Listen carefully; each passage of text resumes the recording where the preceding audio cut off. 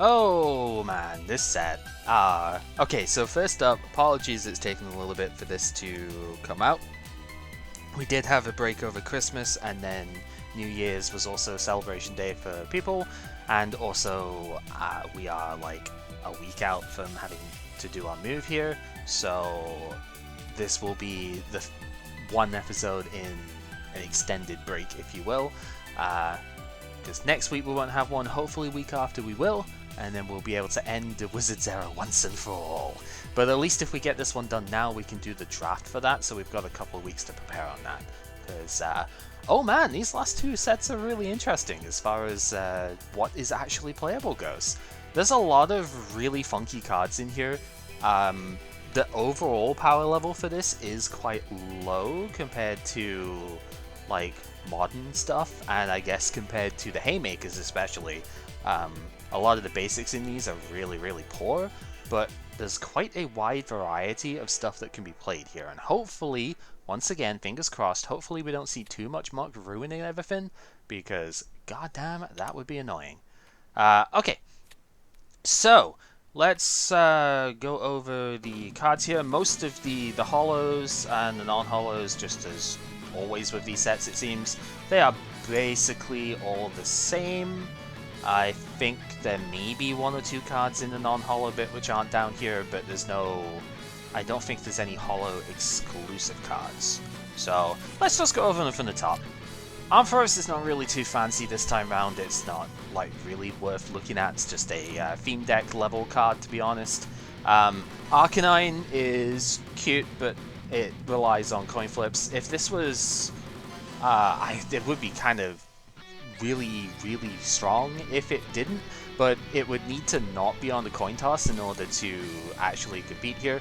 It's kind of like the Ninetales from the previous set, except instead of guaranteeing 20 for every discard, you choose how many to discard and do 30 plus. Problem is, Macargo completely outclasses it for that, so it's really bad. Ariados makes both players pay more to retreat their active Pokemon, which is kind of interesting. You can only apply it once though, so you can't like make an 8 retreat cost Snorlax or something, which is a shame.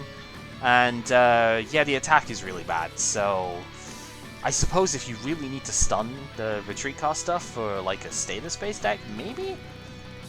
Azumarill is weird because it lets you potentially return it to the hand. You could use this with Alakazam and like damage swap to it. If you flip heads, you bounce everything back. If you flip tails, you might trans the damage again elsewhere so that you don't have this thing get KO'd. Don't apply resistance as a silly thing for it, really. It's only for stuff like Blossom over here, which is an interesting card, don't get me wrong. You flip a coin of heads, you attach a basic energy from your hand to one of your bench Pokemon, any basic energy, so it fits in all sorts of places. It's pretty good. Attack cost is slightly restrictive. 2 grass is a little bit awkward to actually use, but if you just use it as an acceleration tool, it's very similar to Venusaur in the previous set. Blissey comes in here.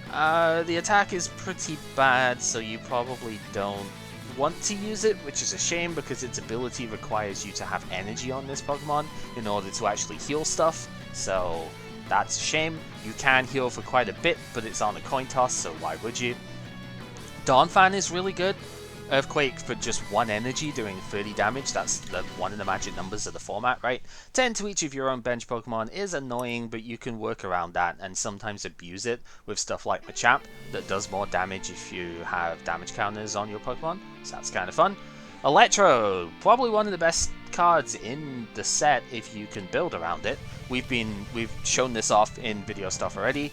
If you flip heads whilst it's in the active spot, you can take a lightning from your discard, attach it any way you want, which is really good. We are in the era of multi-retreating, so Dodrio makes this a 0 retreat cost. You can use it 2, 3, 4 times in a turn. Really, really strong. Entei is garbage. We're not even going to talk about the Elekid because the babies are terrible here. All of the legendary beast Pokemon here are really bad because you have to discard an energy card to attach a, type theme appropriate card from hand. So fire in Entei's case, water for Suicune that we'll see down here. And their attacks aren't even good enough to justify it. Free energy, 40 damage. If you want to, you can flip a coin. if heads, discard a fire and burn the opponent. Burn's not even guaranteed damage, so that's like terrible, to be honest. Espeon is really good. It lets you return energy from your Pokemon to the hand. Sounds bad in theory, but it lets you bounce stuff back, so you could either like Pokemon Nurse or recover Warp Energy. Other ones like that. Cyclone Energy in the next set will be another one, where it actually does something when you put it down. So Warp Energy lets you switch your active. This will be really good to reuse those. Damage Blast is interesting as well. It is flippy, and it does rely on having damage counters on the opponent already, but it can do some respectable like finish off numbers, so that's kind of fun. Zero Retreat is good too. Both Executor are really good. Not necessarily for the same deck, but they're both really strong in their own right. This one was used with Meganium that doubled energy, grass energy like attachments on your grass Pokemon to snipe for ridiculous numbers on the bench. Like if you just have 3 grass on this thing, Meganium lets you snipe 60 anywhere, which is like unheard of in this format. Super Explosion is really good for decks that can reliably accelerate from the discard. Maybe look out for this one when Blaziken comes in, because we could potentially reuse the stuff that we discard, which is really fun. 40 is a good multiplier as well for damage numbers. This Executor is a bit more traditional. It's got the big explosion from the original egg, but it also has an ability to do more damage based on the number of energies you have in total. You do have to flip for it, but this is good for the decks that preserve energy in play, such as Venusaur. So that'd be not too bad. The Houndooms aren't very good. This is very similar to the Raichu from the previous set, except it doesn't have any self-acceleration attack, and it doesn't always discard the fire, but the numbers are the same. It's not very good. This one, unfortunately, doesn't do enough compared to the other Houndooms that we have. Dark Impact is interesting, but if it read that all of your opponents can do Poké Powers, it would be great. As it is, it's not very good. Going back across, Hypno is really good. We're going to see this today, actually. I also did a deck on this before. That is the deck I want to use as my main one here. Sleep Pendulum, if it's active, it puts your opponent to sleep.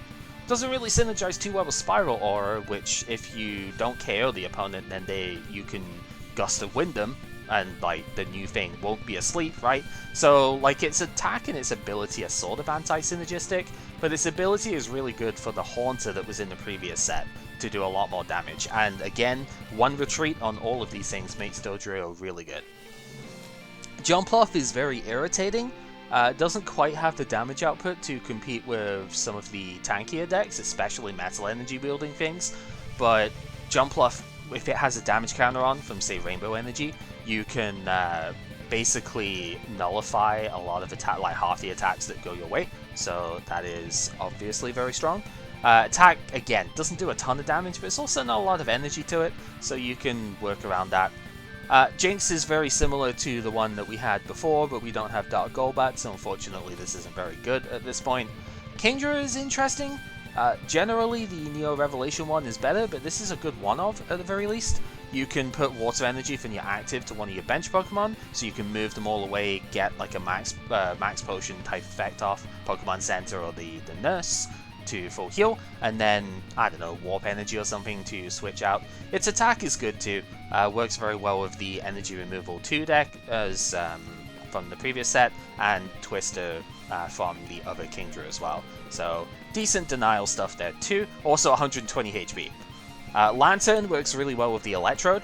If you have a bunch of energy on this thing, you discard all the lightning, minimum 30 damage, but for every coin heads that you get for each energy you had on you, do 40 more. So if you discard 3 for the basic cost, you can do up to 150, which is obviously KO and everything. But yeah, it's also 1 retreat, so you can easily get out.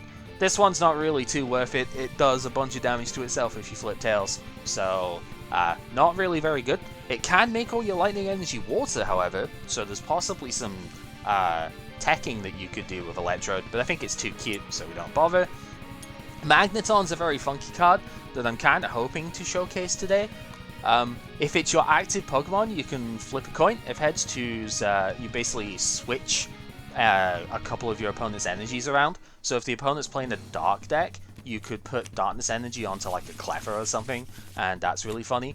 And then Steel Wave doesn't do a lot of outright damage, but it does damage to the bench that's the same type as what your opponent's active is. So you can use this with boost energy if you want. The main thing for this is using it with metal energy. The Magneton from the Neo Revelation set lets you move energy around between your Magnetons, so you can use Pokemon Center and stuff in the deck as well. Pretty cool. Muck is not really worth talking about too much. It adds to its own retreat cost, which is weird. Its Burning Sludge is really bad, so we're not going to bother there. Nidoking is a very interesting one. If you flip heads, you can put a damage counter on each of the opponent's bench Pokemon, which is pretty good. Hard to retreat without using Dragonite, however, so maybe a little bit awkward, but it's pretty powerful and it's a good type, so not too bad. Ninetales gets another card. It's also just not very good though. You can, if your opponent is burned somehow, then you can do 60 damage, but don't know how you're doing that, to be honest. Miracle Tail is just not very good in the slightest. You'd probably use Paralysis rather than Burn on that, to be honest. So yeah, really bad. Artillery is very interesting. If you're... I did a deck profile thing with this, and the Victory Bell we'll get to as well.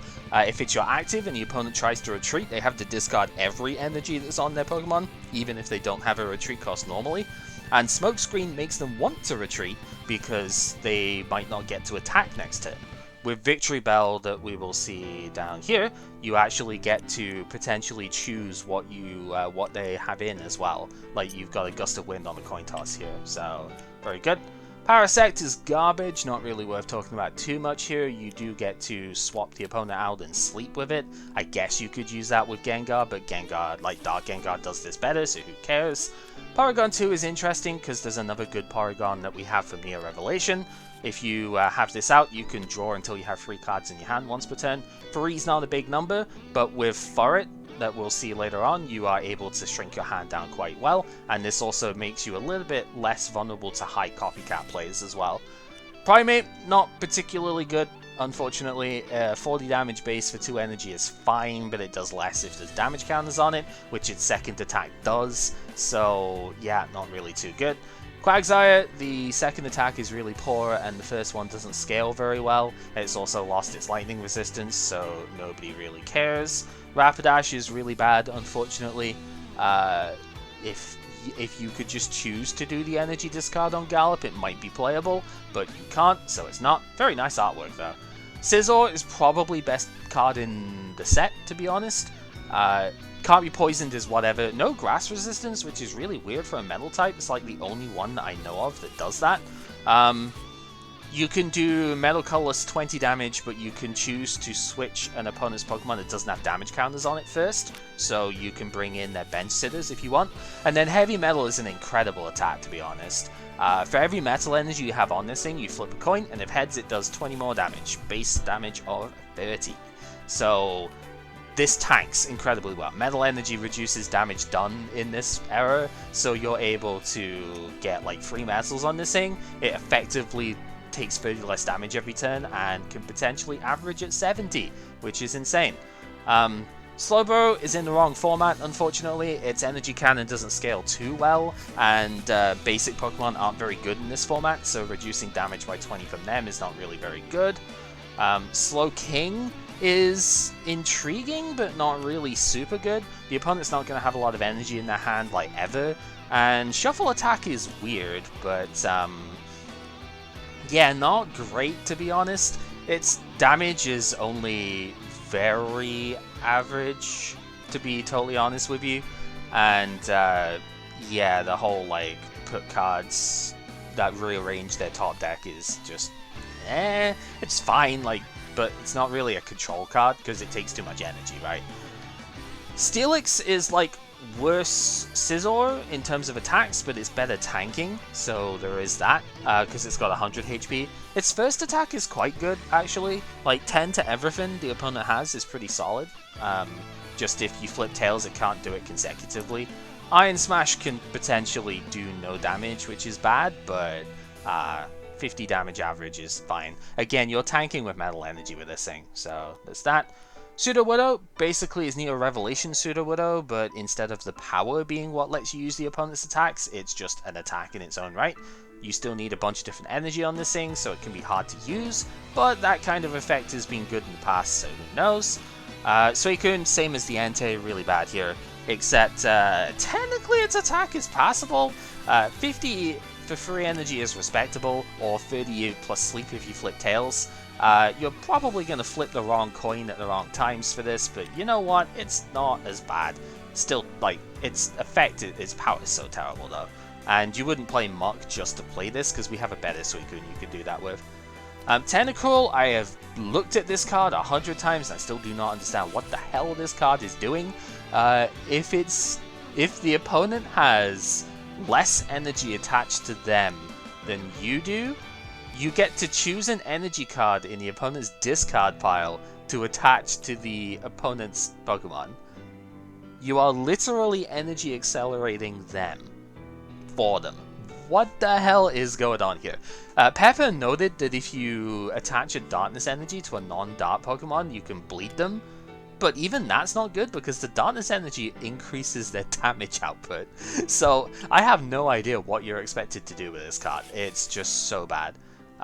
Togetic, I kind of mentioned this one before. If you are running a multi-energy deck, this one's kind of good. You basically swap one of your energy from one of your Pokemon with a different type, with basically any basic energy, but effectively you would use it to swap it to a different type. So say discard a Lightning that Electrode accelerated to get a Psychic onto your Executor or something. Could be kind of good.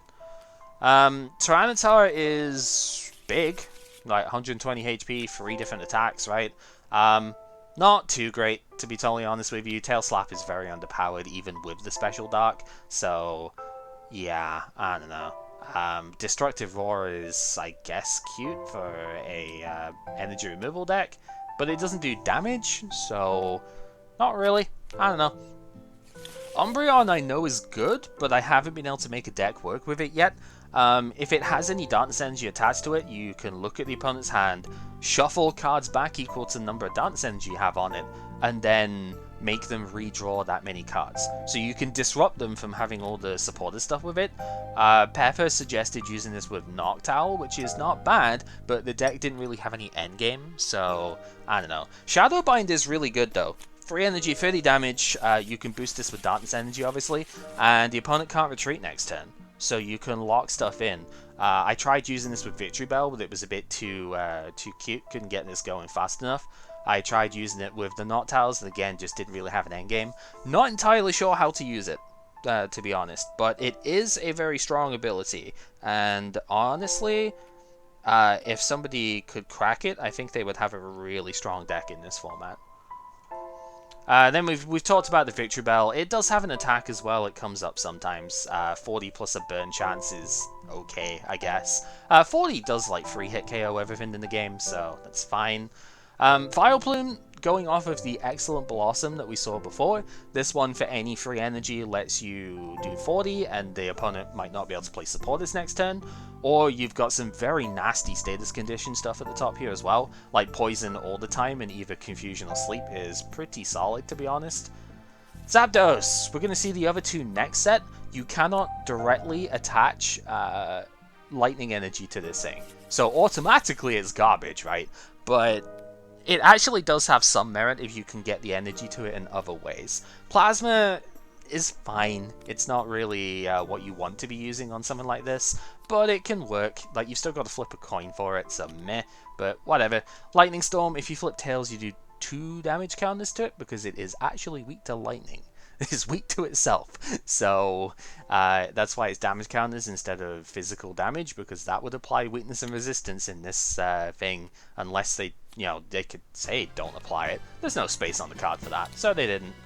And that's all like the rares and stuff here. There's a couple of good uncommons to look at as well though. Forit is like the Clefable from the previous set, except it takes 2 cards out your hand, but it lets you get any energy. So you can get special energy with this as well. This is how you search for metals, for darks, use this with the Scizor and stuff like that to make it work really well. Gloom is actually interesting too, not just the top evolution stages here. This is Resistance Gym, but on a stage 1 that sits on the bench. So very good for like Psychic potentially fighting or Grass decks in their own right, because you know Grass resistance on the Metal types is good. So that one's quite solid. There was like Weeping Bell is pretty good because it can just auto attach 2 Grass energy from your hand to it. So I guess if you use this with like Venusaur or something, that's energy acceleration on the board is pretty solid. This Houndour is not too bad because it can Feint Attack is quite good, like 20 damage, but it's a Dart type, so you can attach all the Dark energies and stuff to it. It's solid enough. For the Magneton, the Magnemite lets you retreat for 0 if you have another Magnemite on the bench. There's the Vampy that's got Flail, which is quite good for the Donphan, as we will see as we get to the trainers here, because there's a few that are well worth noting here. Apricot Forest, I have not actually put this in any decks yet, but I'm convinced this card is insane if you actually use it well. You, once per turn, can flip a coin. If heads, you show the opponent a basic energy from your hand, and then bench a Pokemon of that type from the deck. So this would be excellent for stuff like Venusaur, or any deck that needs a Stage 2 bench sitter, or any stage bench sitter, right? Very, very strong card. There's technical machines in here as well. The multi-tech from last set is not the only one that came out this era. Darkness Cube only works with Dark Pokemon. They're all type-themed in this set, but this lets you discard any trainer cards the opponent has on their active, so no Pokemon tools for you. It's pretty good. Energy Switch debuts in this set. Lets you move a basic energy from one of your Pokemon to another one. Not very good in this format, but excellent in future ones. Fighting Cube is not very good. You flip coins for the damage counters you have on you, so it's like it's a very flippy form of Rage, which is bad. Singe is Auto Burn. I guess this might be how you would burn with the Ninetales, but you could just do Miracle Tail at that point, so I don't know. Forest Guardian is very intriguing. Shuffle your deck, look at the top 7 cards of your deck, choose one of them, put it into the hand, and shuffle the rest in after. So it's curious because it lets you shuffle the deck first as well, but it's trying to target your search stuff, right? Very, very weird card. I don't think there's any deck that actually would use it, but if there is, it's going to be very good. Grass Cube is interesting because it's just auto sleep and poison. That is very strong, to be honest, as an attack. So grass Pokemon get a good one there. Healing Berry's bad. We're not going to look at it too much, but it's just like, if you're barely alive, you can heal 3 damage. Just play Goldberry. Most Pokemon will use that. Juggler is really good. You discard up to 2 basic energy from your hand. If you only discard 1, you draw 3, which is fine. But if you discard 2, you draw 5, which is excellent. So, very good. Lightning gets probably the best of these cubes. You discard all of your lightning energy attached to the Pokemon that you have this on, but your discharge is a 40 multiplier, flip for each one. So it's like the Executor, except for any lightning Pokemon, which is really good. Memory Berry is why I mentioned stuff like the Vampy, because this lets you attack with your pre-evolution stuff. It's Recall, but as a Pokemon tool, so there's that. The Metal one just makes you able to switch the opponent out first. It's not really super good. Pokemon Fan Club is insane in this set. You just take any 2 baby or basic Pokemon from your deck and bench them. So this is the much more reliable version of Dual Ball, and that's what we're looking at for this set. It's just really strong. Going to be played everywhere. Pokemon Park, not amazing to be honest. If you attach an energy to one of your bench Pokemon from your hand, you remove a damage counter. Whoop-de-doo. It's only once per turn too, so if you multi-attach, you can't even remove more damage counters. Terrible. Psychic Cube, Auto Confusion, not really very strong. Seer lets you look at the top 6 cards of your deck and take all of the basic energy that you find there, put them into hand. Most decks don't accelerate too well from the hand, and being a supporter, you can't combine this with Juggler, so very limited in its use. Super Energy Removal 2, I do not understand why this exists, to be totally honest with you. You've got to flip 2 coins. If both are heads, you discard all the energy attached to your opponent's Pokemon, the defending one. That's amazing. Both are tails, you've got to do that to your side, which is like the worst thing ever. And if you get 1 heads, 1 tails, it doesn't do anything, so whoop-de-doo. Time Shard is kind of like Experience All, except it doesn't like spread your energy out, it puts them back into hand.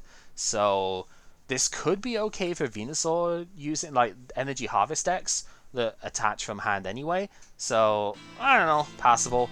Town Volunteers is ridiculously good. We needed this kind of recovery back in the format. It is time capsule, but one-sided.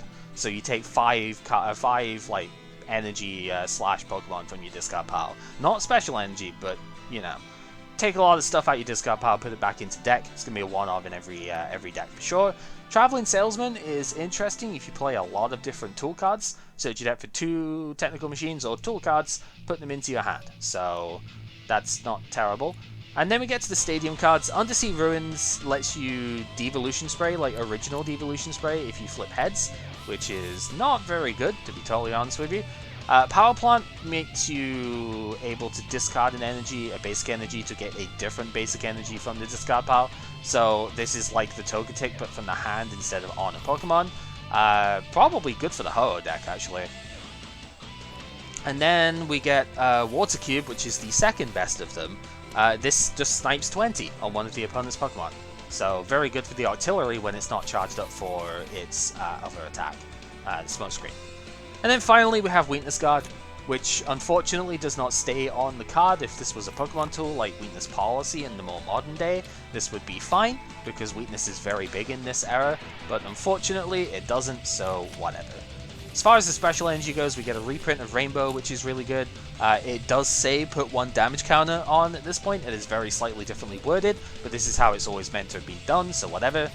Boost Energy is a very interesting card. If you've seen Triple Acceleration Energy in the more modern generations, this is basically the same thing. It provides 3 colorless energy, but only to an evolution Pokemon. It can't retreat whilst it has it on, and at the end of the turn you have to discard this card. So stuff like the Vileplume, like the Donphan potentially. There's a few cards that can take advantage of this. The Magneton. This card comes up a lot in Gen 3, so we're going to get it back quite a bit too. Crystal Energy is a very strange card that's supposed to work with multi-type energy requirements, I guess. It provides 1 of any energy type that you have attached as a basic energy. So if you have like a grass and a lightning energy on you, the crystal energy will provide 1 grass and 1 lightning.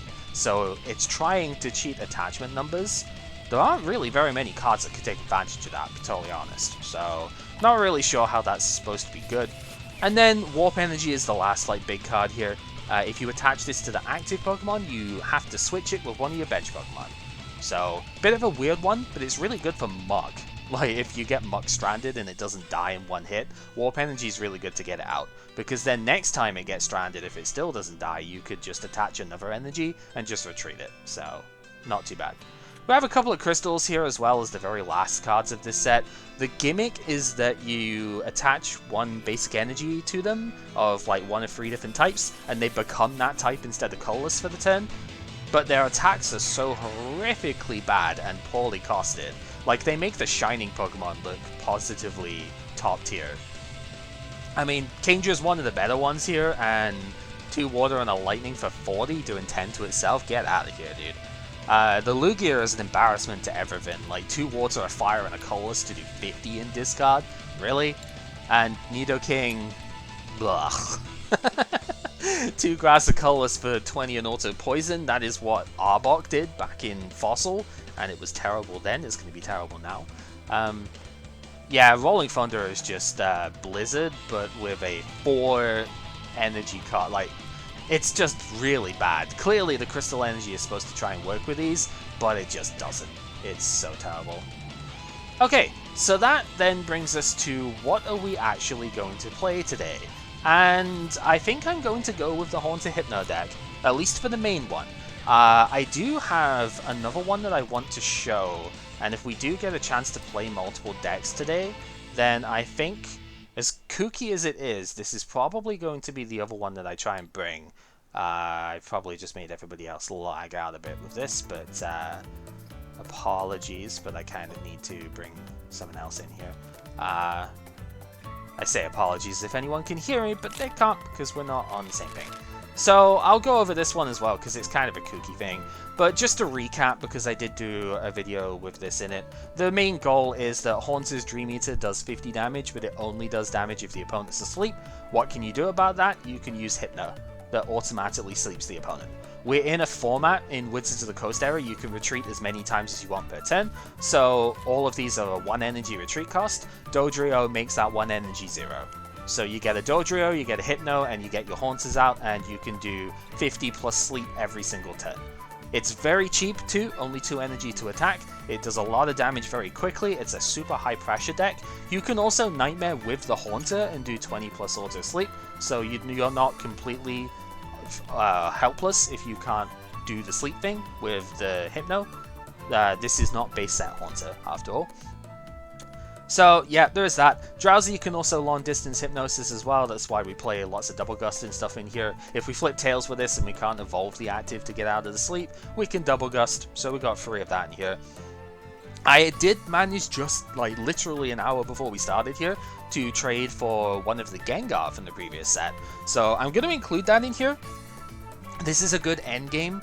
If the opponent's on 3 or fewer prizes, you can move 1 damage counter from anywhere on the board to a different Pokemon, so you can actually slightly heal your own cards, but you just put energy damage counters from your side to the opponent's side, which is really fun. And it's got a hit and run style attack, takes a little bit more energy than the Haunter, but it only does 10 less damage than Haunter's max, and switches the Gengar to the bench, so it protects it.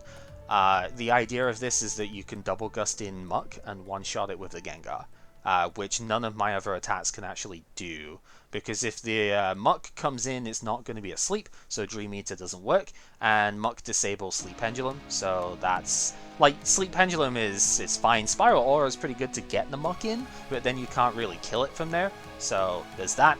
And then, outside of Snorlax, which this deck kind of just automatically loses to, Misdreavus is here for any of the other big Psychic resistant stuff.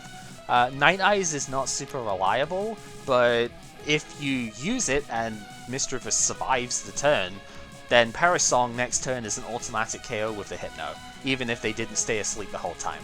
So there's that. Otherwise, the list is relatively similar. I've taken out the Master Balls at this point because I wanted to put the Misdreavus and the Gengar in. So we have 4 Pokemon Trader instead, because we're running a lot of Pokemon in here, 22 in total. It's probably more than any other deck I've played, to be honest. The usual, the 4 Elm, the 4 Copycat, 3 Fan Club. This is as many as I pulled, but this card is busted out the ass, so we're doing that.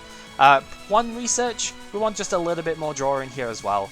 Town Volunteers, because we need the recovery stuff here, but yeah, Research is just shuffle draw 5. The Experience All, I have 3 of this, but I'm only fitting 2 in, because I want 1 Strength Charm as well. If I do need to attack the Muck with Hypno, Strength Charm lets Hypno one-shot the Muck, whereas otherwise it only does 60 damage, so there's that. It would be another Focus Band if I had them, but 2 is the max I have. 13 Psychic Energy has proven to be enough so far. I'd probably play 14, but I want the Strength Charm a little bit more, so this is what we're taking. The other deck I have here is a Kooky Magneton build. I managed to trade for 1 of the Magneton Veneer Revelation. I should probably try and get a second one of these, to be honest, but the deck kind of works as it is. So this Magneton lets you transfer energy around, so this lets you get your Magnet that has no damage counters to get all the energy for a little bit, so that you can Pokemon Center. We have 3 copies of that in here to keep your stuff alive. These guys have only got like 70 and 80 HP, but they are metal, so metal energy is very, very good for that. You can just tank a ton of damage off it. And then this Magneton punishes like mono-type decks pretty heavily by doing a lot of spread damage as well. So it's pretty neat. The magnets themselves have like no retreat cost if you have another one in play, so if you start with a Magnemite, you can Fan Club for Magnemite Cleffer, and then use Cleffer on turn 1 anyway, even though you don't have to pay retreat, so that's really good. We've got the 1 Electabuzz for quick damage, we've got the 1 Zapdos for burst potential, like if you can get enough lightnings on this, then Thunder is just a very strong attack. Zapdos also works pretty well with metals as well, does make it only 50 damage, but you only do 10 to yourself on the Tails Flip, so yeah, that's pretty strong too. The 1-1 Furret line, we don't have a lot of space for this thing, but Furret lets you get metal energy, so it's really good. Then for the trainers, 4 Double Gust, we've got the 4 Energy Removal 2 in here. This is a recent inclusion, but it helps against a lot of special energy focus decks, so it's pretty good. 3 centers, only 2 Pokemon Trader because I only have 14 total Pokemon in here. It's really not a lot, so Trader isn't super live in this deck, but you do need to get to your evolutions, so there's that. 4 Elm, 4 Copycat, pretty standard here. I did trade for the 4th one. 3 Fan Club, 1 Elm's training method in this deck. Because we don't have very many Pokemon, and Pokemon Trader might be a bit unreliable, Elm's training method lets me search for the Magneton or the Furret to get going, so that's pretty good. 1 research, again, I like 9 draw supporters basically in these things, it's worked out quite well. Town Volunteers, 2 Focus Band, because if you can Focus Band one of the magnets, it survives on 10, transfer all the energy away, it's an easy Pokemon Center, and their damage output is quite low, like they cap out at 30, that's why the Zapdos and stuff is in here, so Strength Charm is kind of important here as well. Should note that the Plasma on this Magneton lets you get Lightning Energy automatically onto it, so yeah, it needs to survive the turn, but then you can transfer it away next turn, and it's really fun. So I'm hoping to show this one off. I don't think it's going to be the main deck I want to play here, because I think its low damage output is going to get messed up by one of the decks I expect to see here. But I am thinking this one's going to be pretty good. So we're going to play this. It's similar to one of the decks I played in the past, actually, so that should be fun. And I guess I'm going to scooch that over here real quick and see what's going on. So, some fun stuff. I'm seeing Tyranitar, and Tyranitar's potentially a problem, but this is what we've got the Mischievous for, right? Psychic Resistance is a right pain, though. Might have to target those down pretty soon. I do see the Sizzle Mutt thing. Honestly, I was kind of expecting that.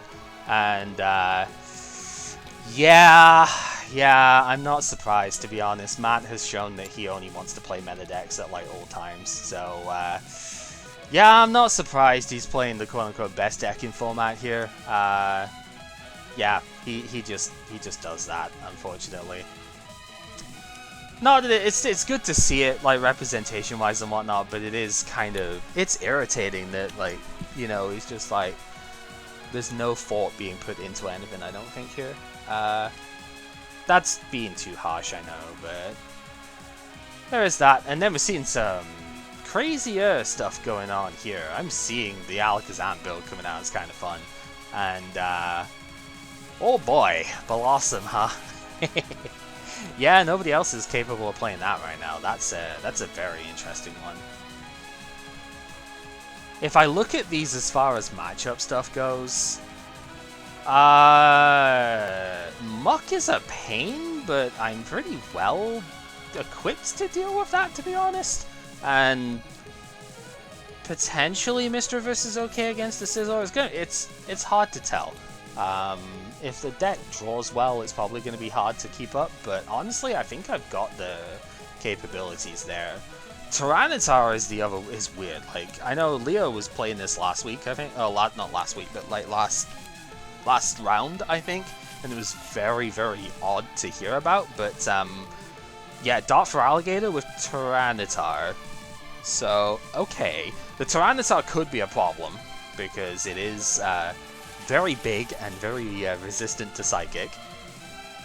But I feel like I might well be able to use like Mischievous on that or something. I don't know.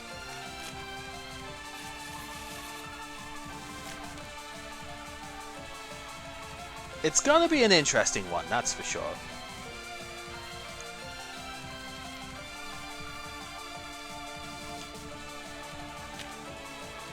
So the one thing about this era, even though I spent absolutely ages talking over all of the cards and stuff in this set, the gameplay, I wouldn't say it's glacial, but because of all of the multi-energy attachments and the not one-hit KOing of everything, the games are very slow compared to what you would expect from like the more recent stuff. So I wouldn't be surprised if this is still like close to game 1. I mean, maybe it's not, but I'm looking at the way these boards are set up. I would not be surprised if this is game 1 on like either side here. I'm seeing a whole bunch of different like gators and stuff like that. I'm not really sure what Leo's trying to do here. There's like the 120, there's the normal for Alligator. I'm seeing Dark Croconaw and Tyranitar like in the same deck. How does that even work? I don't know if it does. Yeah. It looks like it's kind of just going south there. Although that said, I mean these are big dudes. It's possible the Tyranitar can't attack because of the mucks, like plural. It is possible that Feraligatr could just kind of sweep here, but that focus band, man.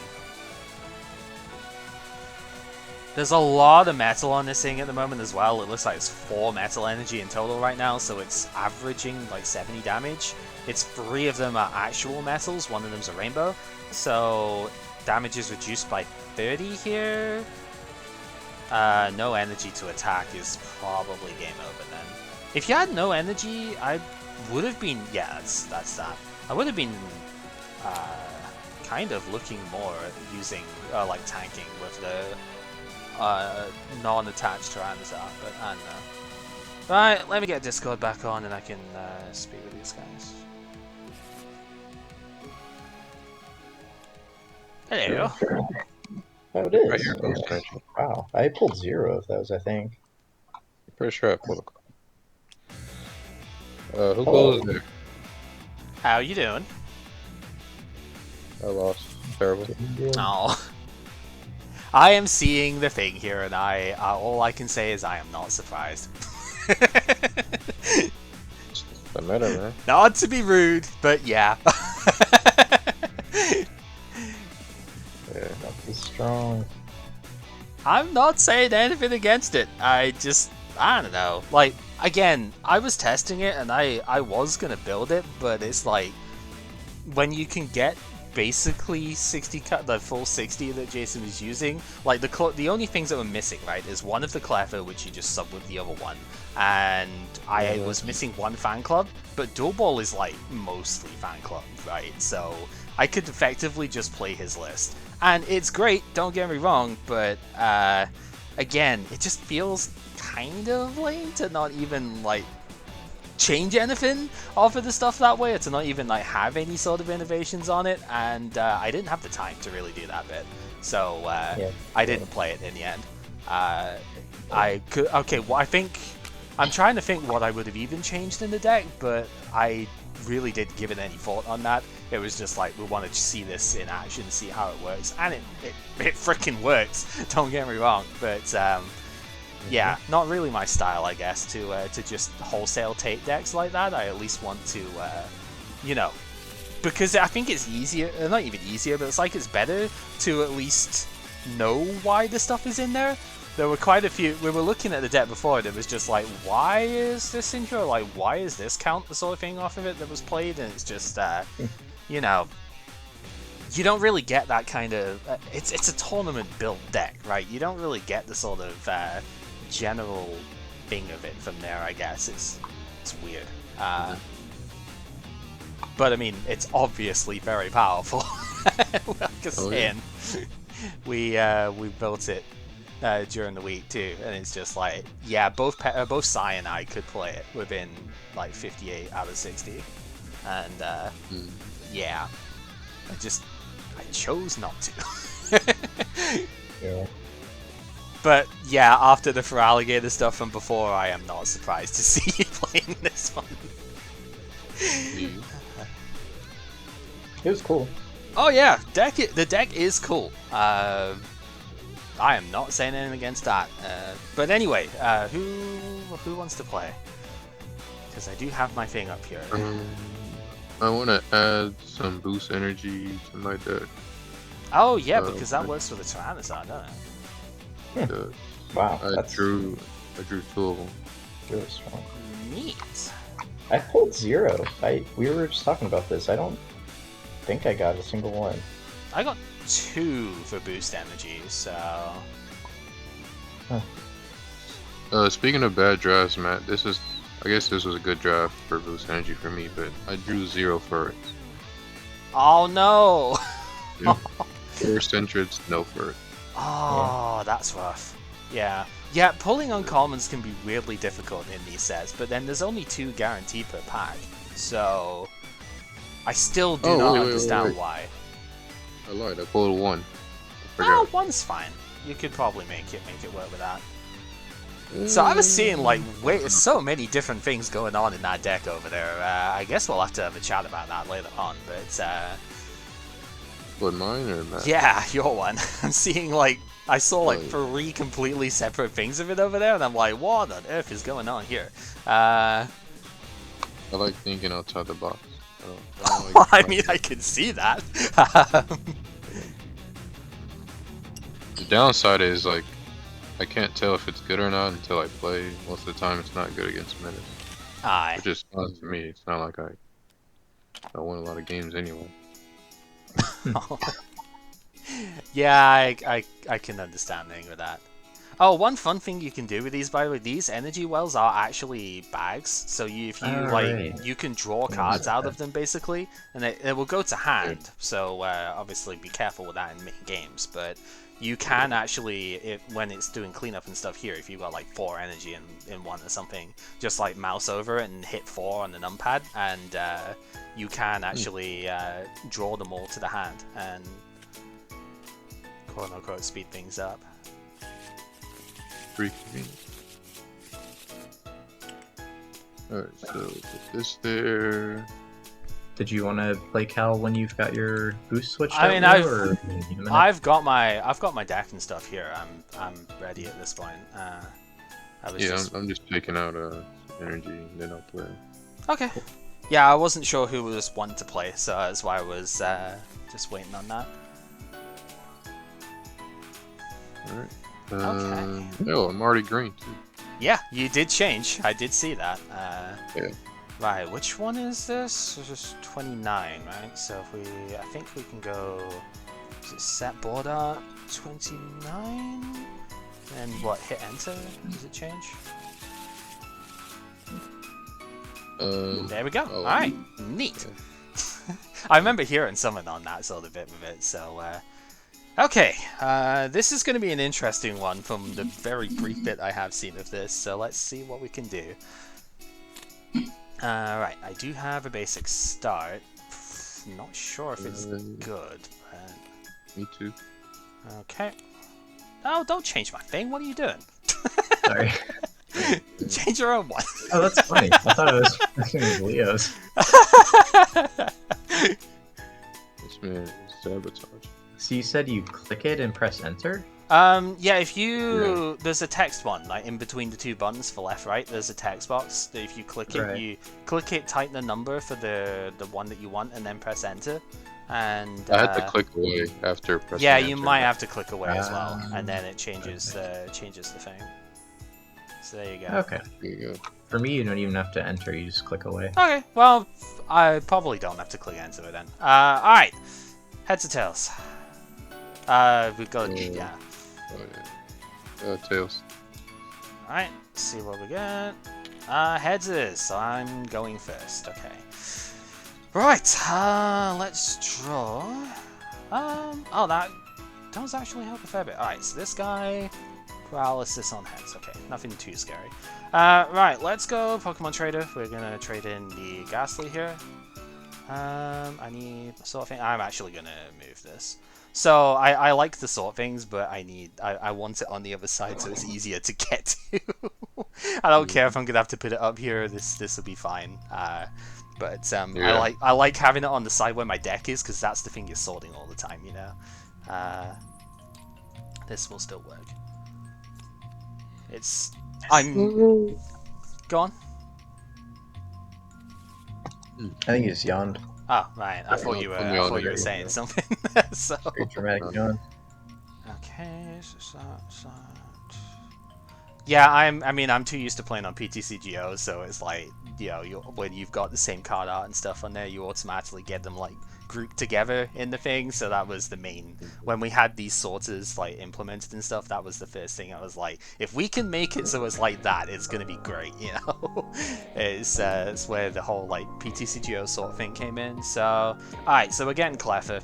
Big surprise. You know, we're still in the era for that. We are going to put a Psychic to the Cleffer, switch it in, and use the big ol' Squeaky so we can shuffle draw 7 here. Since you're not a baby Pokemon, I don't need to flip for that. So, right, go for it. Nope. Water. Broken ground Ooh, gem. yeah, okay. So that's not too bad. Makes all the basics retreat for one more. Okay. We cannot evolve right now. No, not on the first turn. Yeah. Alright. Split the total delve. Paralyzing gaze. Nope. Nope. Okay. So yeah, no attack went through in the first place because of the baby roll. So okay. So we've got 5. Okay. Alright, we are going to evolve into the Haunter, at the very least. We'll attach to that. I will... Things got... Yeah, I will put Strength Charm on the Haunter, and we will Copycat to shuffle draw 5 here, because that's what you have in hand. So we'll do that. That's pretty solid. We will get Doduo. We'll use Pokemon Trader, trade in Haunter. Which will, when deck searching works, there we go, which will grab a Drowsy. And then we're going to finish the turn with the EQ as soon as I can get my hand going. There we go. Yeah, it's one thing I noticed all the discarding of these actually don't get discarded until the end of the turn, just as a note for this error. I think it's Gen 5 is when that changes, but it will matter when we can recover them. Alright, so straight tackle. Tackle for 20 seems good. Alright, so 20 damage on this thing. Okay, and now the fun can begin. We will draw. Alright. What's up, Pep? Sorry? And what's up, Pepper? Yeah, I didn't join start in a game. Sorry, I thought the chat room was just 3 of you. Yeah, no. Good. It's we're in thing at the moment. Okay. Games already, because Right. Okay. Let's get some stuff going. So we're gonna have quite a big turn, I think here. We're gonna go Ghastly, experience all on this one. We're going to attach to the Haunter, and then we're gonna have 2 other evolutions going here. We're gonna go with the Hypno and the Dodrio. So your Stadium makes us pay 1 more to retreat basics, but Dodrio cuts that back, so Cleffa can still retreat for free here. So that'll be fine. I'm just thinking, yeah, I'm gonna play Professor Allen first here as well, I think. So this is a shuffle draw 7, can't play trainers for the rest of the turn, but I think that's fine at this point. Yeah, because I mostly just wanted to refresh so that if I draw trainers I can play them next turn anyway. Alright, so Cleffa can still retreat for free, as I said, because the Dodrio is cutting out the Broken Ground Gym stuff, and Wizards of the Coast era is a retreat as many times as you want per turn. So we're gonna retreat into the Hypno, use the Hypno's effect from the Poké Power from the active to auto-sleep the Croconaw, and then we can retreat again to the Haunter, who can use Dream Eater because I have the 2 energy on it for 50. And that's what I'm going to do. So, yeah, Dodrio, all of these have got 1 energy to retreat as the cost, so Dodrio is making everything retreat for free here. Yeah, so 60 with charm, right? Oh yeah, 60 with a charm. Sorry, I forgot this stupid charm was on. So yeah, it's actually 60 that we do with this thing. Because I forgot I had this thing attached as well, so... Yep, so then that goes on, and in between turns, flip for sleep. Flip is 60 number. Oh, it will rotate alongside the card, so... Alright, so it does wake up, okay. Okay, go for it. I got so lucky. You cannot do that, I'm afraid. What? Dart for Alligator cannot evolve from normal Croconaw. Oh, that's a normal crop. Oh. Yep.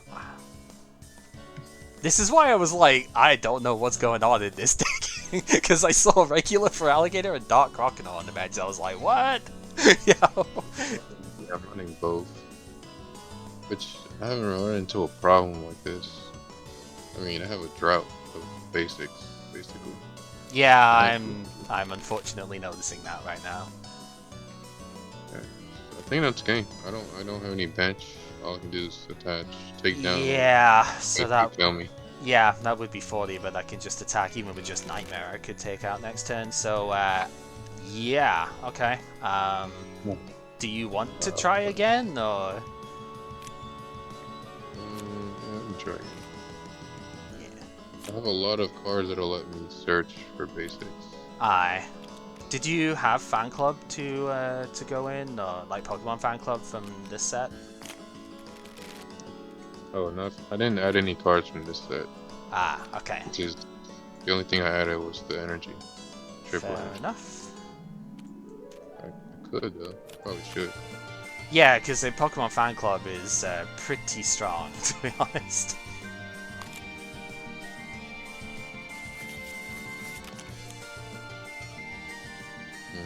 Let's see.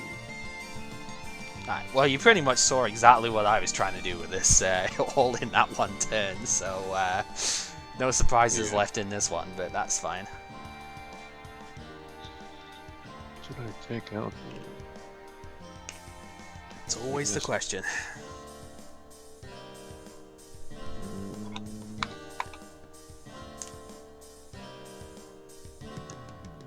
Maybe a strength charm? I don't really use strength charm.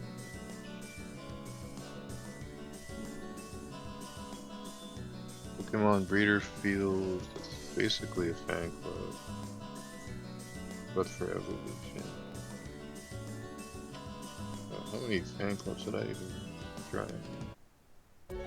I know one of the theme decks had 2 in it, I think? But I don't know what's been taken and stuff that way at this stage. Was a fan club in any of the previous few drafts? Not in the previous sets, but yeah, I think one of the theme decks from this set, if you haven't taken one of those, does have it in. So at the very least you'd be able to get it from there. Yeah, I'd have to do that because I didn't draft a single. Right. fan. Let me bring the theme decks out from this set real quick. We'd have to go down to like spread them out, but if I bring them out anyway, because that's the one thing we've done starting from like last set, is we're allowing one of the theme decks from each set to be taken as well, just because of this whole supporter thing. Yeah, I got the electric theme deck. Yeah, you had the electric one from last set then? Right, so yeah, I've just up the top here next to I think on the little steps here, I have the 2 from this set. So let's just check. Oh, we're getting one from this set too? Yeah, one for each set. We're gonna have one from that. You know, the one of the 2 or 3 that is from that set. Yeah, one of these has got 2 fan club in it here. The grass fighting one here. So if you want that, can I take this whole deck then? Yeah. Save it. Yep.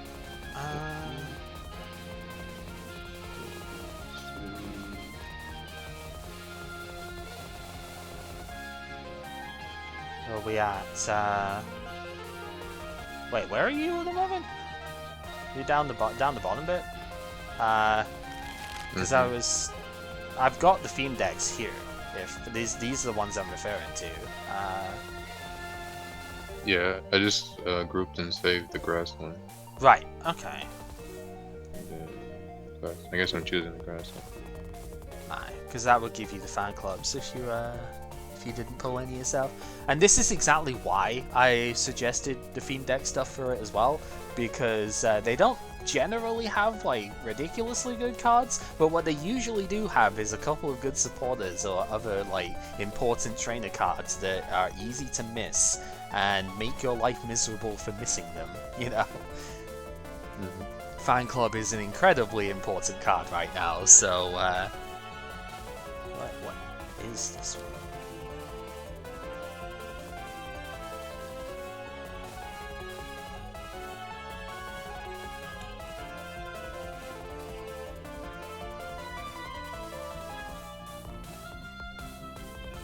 Is this... Uh, Wait, is this size deck? I think this is size deck.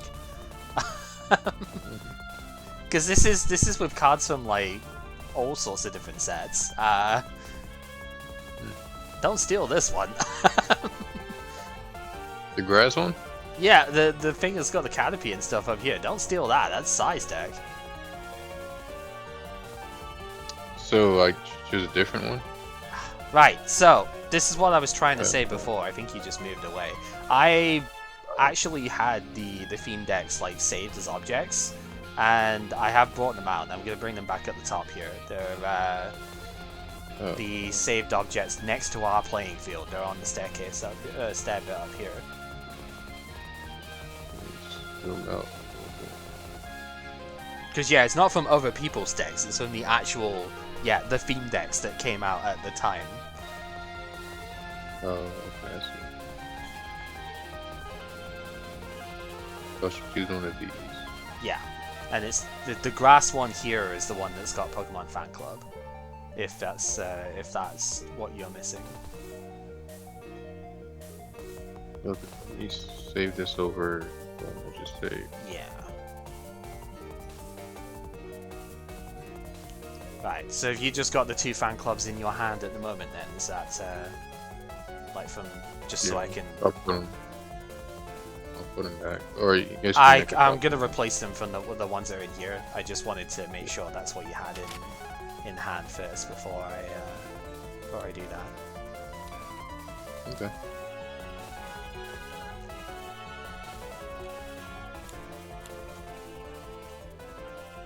Yeah, sorry for miscommunicating stuff off it there. It's just Oh, you're good. I was not doing a good job paying attention to where you were pulling them from anyway, so. right. Take out dual ball. Take out strength charm. Okay, take 3, I guess. Yeah. Alrighty. Let's, I'll shuffle up and.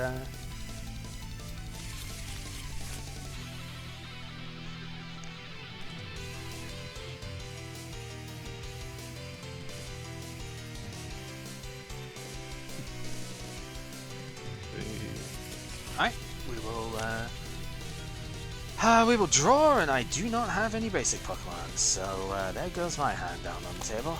Dang it, me neither. Oh man. Alright, well, I guess we both have to show then. No, finally. Sometimes getting the hand out is awkward, isn't it? This would have been good if it was like, replace the Tyranitar with like a Totodile or something, eh? Oh. So we neither of us draw 2? Neither of us draw 2, no. I'm waiting. Somebody's loading something by the feel of it because my stuff is just frozen. So wait for that to load up again. Wasn't for a split second. There we go. Yeah, there we go. Alright. Obviously I did get to see the hand and everything. So right. So you've reshuffled and gotten your new stuff then. Let's see. Yeah, I do as well.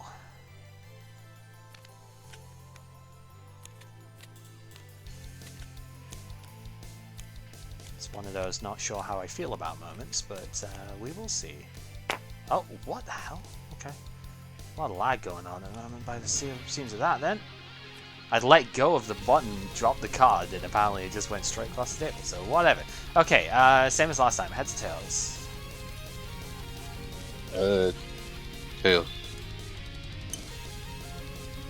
Apparently not, okay. So I will be going first then. Same start as last time, except I'm on a much worse one this time out. Okay. This would have been great if this was a Ghastly and had 0 retreat, because it could have done the same thing as last time, but it's not. I can still Pokemon Trader, so I can at least get something going here. We'll get Dodrio out the hand here.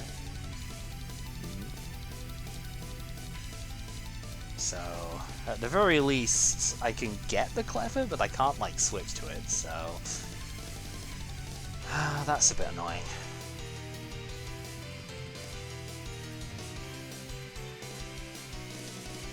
What's the rules for supporters on the first turn? You can play supporters on the first turn. There's no restrictions on basically anything you can do on the first turn at the moment, Except apart from evolve. evolving. Yeah. Alright, so we'll get the Cleffer down. Not really too much of a surprise off it there. Let's go. I think I'm gonna put the Experience All on the Mischievous here, because I kind of don't want to redraw that right now. We're gonna Copycat, because you've still got 6 in hand from the start, so we will go ahead and do that. So draw 6. Seems okay. We've got Doduo. We'll get energy on the Cleffer, and that is going to end my turn. Go ahead. There's not really much I can do with Mischievous inactive right now. Yep. DOC. And straight away you see the benefits for this thing. That's really good. So you'll get set up this game.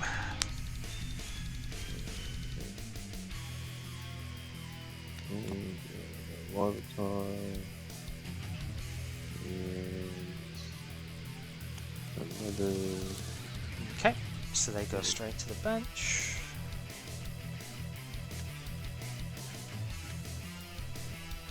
Yeah, for just now it's fine, putting them away. Yep. Okay, so wait, what are you flipping for? Like, which one's which? Because this is specific to to what like Pokemon you are flipping for. So, who are you actually trying to flip for with this? I was gonna match Larvitar and Totodile. Right. So I guess with the results. Are you saying one of my then- coins should be designated Yeah, for it has to be designated because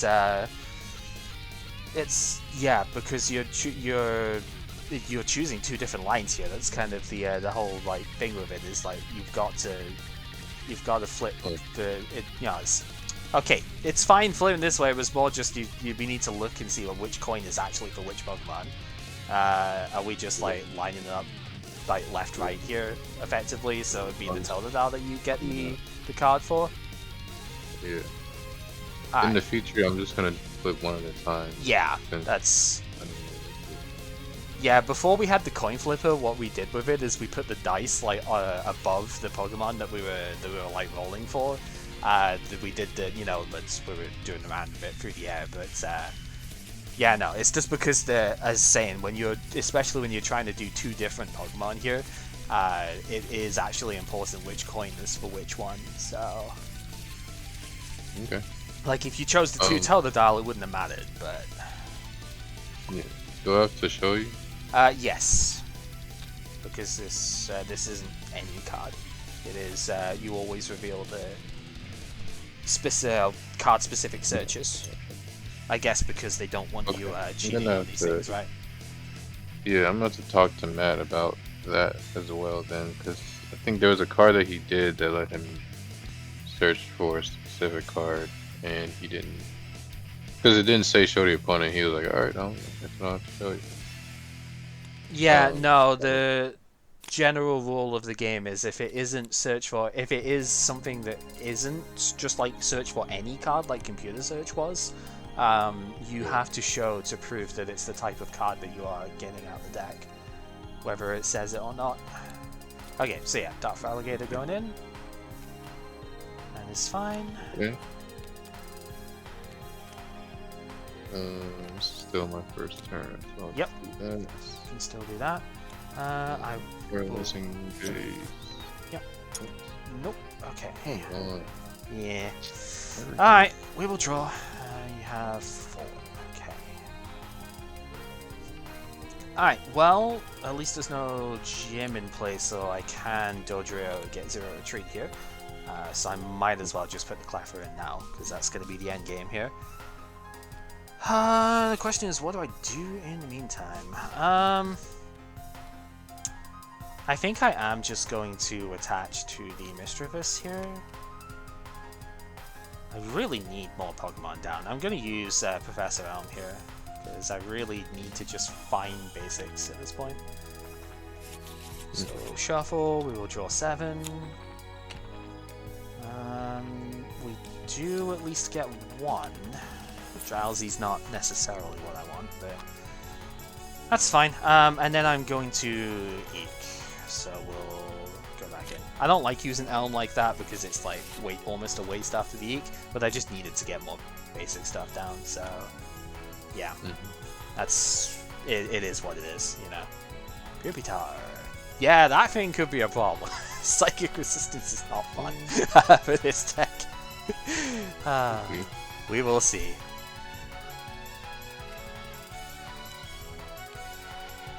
Oh man, this is getting weird. I will. Off that one. Okay. I'm just gonna retreat. Honestly. You will need to pay the energy. There it is. Yep. Okay. I can't do it. Alright. Pass. Right. Okay. Yeah, that makes sense because at least now I can't just guarantee getting an Eek off. So. Very good. Very good. Alright. Let's get 2 Ghastly down here. Seems pretty reasonable. Thinking on attach here. Yeah, let's just attach to one of the Ghastly, and I will attempt to Eek. Okay, sorry, buddy. Alright, so we'll get that. Shuffle up and draw 7, and it is your turn. Yeah, there's the Gator. So if he becomes active, I can't use my baby stuff. Well, that was the other thing. Matt said you can still. I still have to flip when I attack you. The baby rule doesn't go away. This guy says that it blocks baby Pokemon powers, aka like Elekid's Playful Punch or something, and they can't attack. But the baby rule isn't a power; it's a game mechanic, so it doesn't. Yeah. Which is annoying, but yeah, this effectively like stops the it stops some like Igglybuff from using Gaze, or as I said, Elekid is the other one that it stops from using Playful Punch. But only when it's active. So right now it's not hurting me. I'm gonna pass. Okay. Right, we will draw. Alright, what do we do about that then?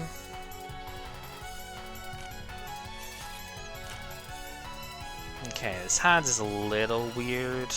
It's playable though, it's just a bit weird. Alright, we're gonna switch into the Ghastly. I'm gonna use the Drowsy's Long Distance Hypnosis, so if it flips heads, you're asleep.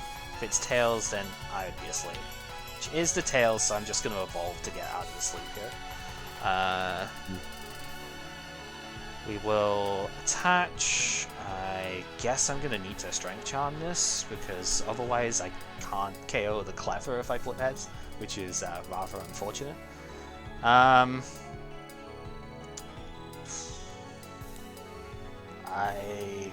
think I'm gonna put a Focus Band down on this Ghastly, and once again we're gonna use Elm here. So we'll shuffle up. Draw 7. Okay.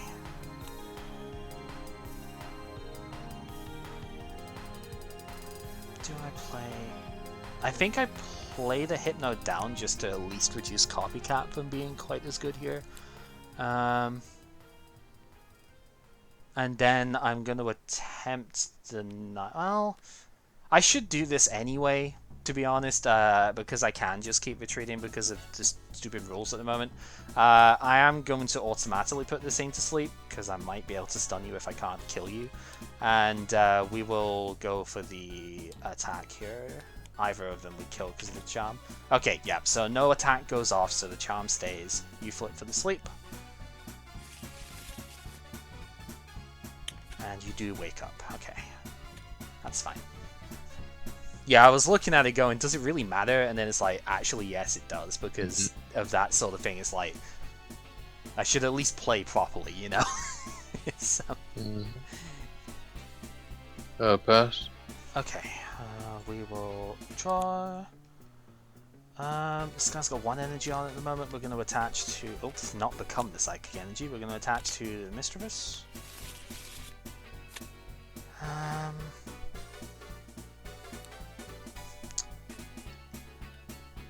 I am going to play Double Gust.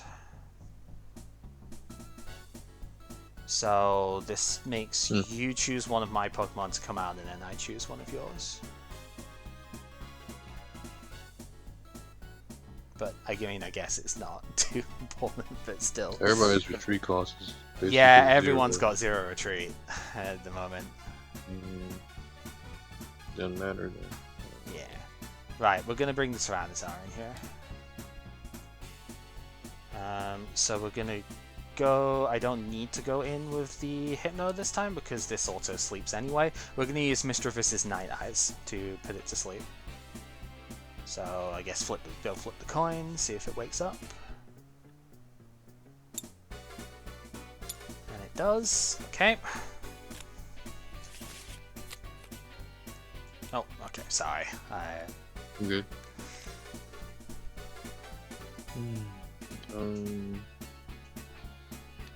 Okay, so can't do anything. Pass. Okay, we will draw. Seems like kind of a waste when I put the experience all on it, but I do kind of need to go in with this. We're going to attach. We'll switch out to the Haunter, the Hypno even, to put it to sleep again with the, Sleep Pendulum. And because it was attacked with Night Eyes last turn, and it is asleep because of the Pendulum, it's auto KO'd by Perish Song. So that is what we shall do. Wow. Yeah, I was like, Psychic Resistance is such a big pain for this deck that I needed some way of trying to deal with it. And yeah, because I used Night Eyes last turn, this guy will automatically KO. It does not have to stay asleep because of the Night Eyes. It just I had to use that in the last turn. Yeah, and I've got a 3rd energy on this thing, so. Oh, that's crazy. So down it goes. Yeah, it's This a bit. deck isn't meta? Sorry? This deck isn't a meta deck? Nope.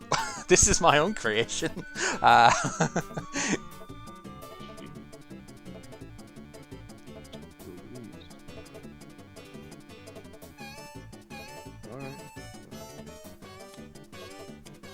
To be fair, there weren't that many meta decks at this time, but yeah, no, this is not something that I have seen anywhere else.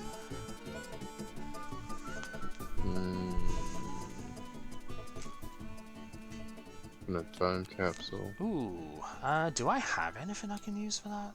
I do not, so yeah, go for it. I definitely do. 1, 2, 3, 4. Yep. Shuffle. Yeah, and that is everything. So, it's pretty neat. Eek for 7. Yep, go for it.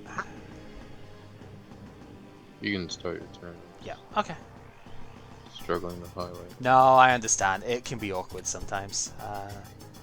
I just don't like trying to make too many plays before the opponent's actually like basically able to pay attention, because it's very easy to miss things that way. So I just wanted to be sure. Right, so I've drawn.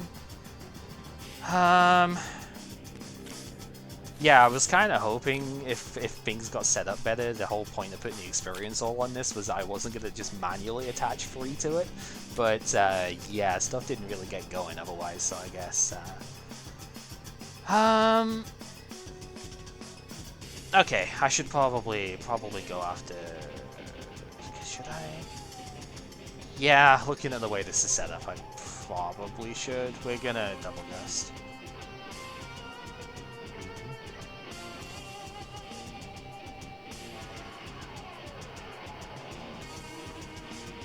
I'm just thinking whether I want the Larvitar or whether I want the alligator here. I mean, I could just KO the Larvitar. That's probably correct because, like, it's kind of hard to to Misdreavus consecutively here. Yeah, no, we're gonna go after the Larvitar, I think, because not really much else I'm gonna get to do here. We're just gonna go in with the Haunter, put it to sleep, and the Hypno, put it to sleep, Haunter, Dream Eater for 50, and take it out. Prize.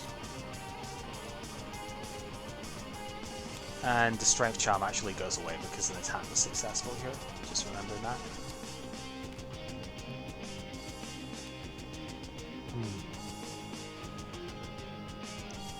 Okay, I'm gonna flip So Breeder Fields for. This will just be the Totodile, yeah. So 1 coin. Don't get it.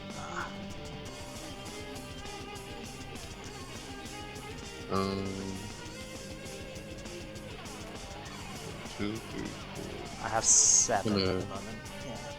Copycat for 7. Yeah, I couldn't really do anything about that. I was hoping to be able to, but I was like, I can't really play very much out of this hand right now.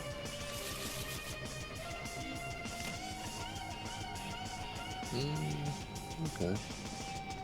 It's not bad. And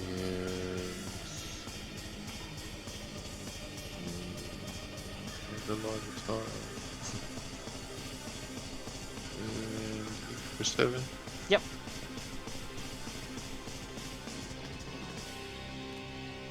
Okay. He will draw. Okay, that's at least something. Okay, let's get Haunter down. I will attach to the Haunter. And same general song and dance, I guess, here. We'll go up with a Hypno, we'll put the Cleffer to sleep, and then we'll attempt the attack to knock it out. Which you do get. Okay, so Dream Eater would do 50, takes the KO.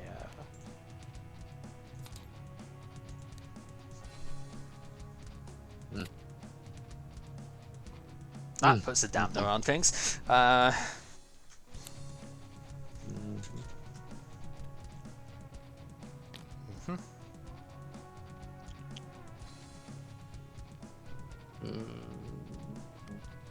2 for Alligator.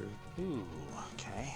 I just realized I should have switched him out and then Right. used the ability.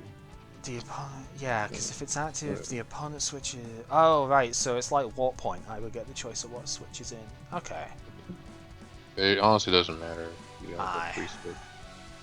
But only, yeah.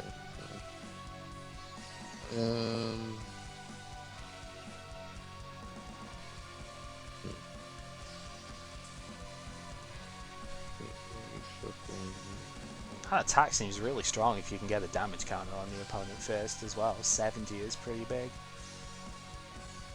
Yeah. Plus a bunch of energy, but it's still worth it. Yeah. Pass. Okay. We will draw.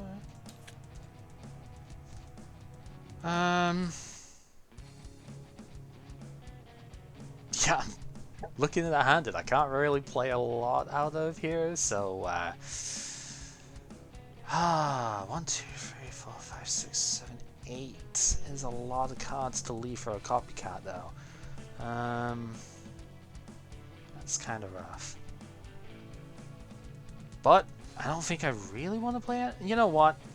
You've got 6. I'm gonna play my own copycat here because I don't want to leave that kind of benefit here. Copycat for 8 is just too strong. And that actually at least gives me an attachment for the turn, which I did not have otherwise, so that's something. Yeah, same song and dance, I guess, is the thing with it. We're going to go in with a Hypno, put the Alligator to sleep, and then do 50 with the Dream Eater here. With Dream Eater. Yeah, because the Hypno's just put you to sleep, so you in the middle of the turn, so you will. So now you got to flip for the sleep. See if you wake up. Which you do not. So okay.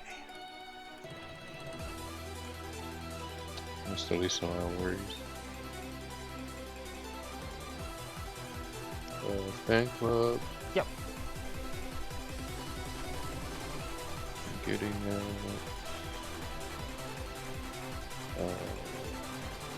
Papa. Yep. And wow. Okay.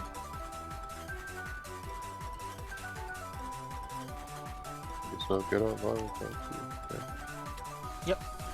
Yeah, it's one of the nice advantages of Fan Club instead of Dual Ball is that you can get Clever with that.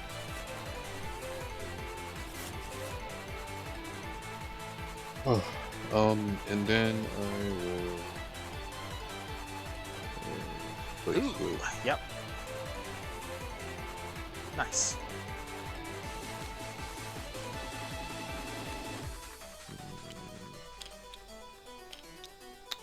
Time capsule again. Yep, and I still don't have anything to do with that, so seems good to me.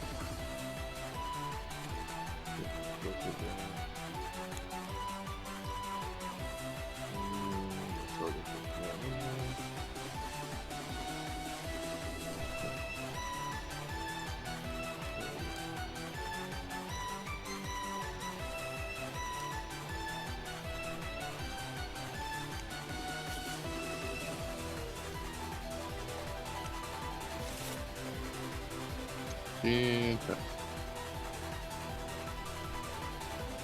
your turn. Okay, sorry I didn't quite catch, so it's just making sure. Right. Well, I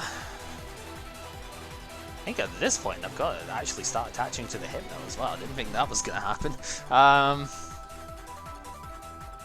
Yeah, we're just same routine, I guess, but it's working at the moment. We're going to go in, we're going to auto sleep, and we're going to attempt the Dream Eater for the knockout, which I do not get, so you'll have to flip for sleep. But you stay asleep, okay. That at least stops that from attacking this turn, so that's something.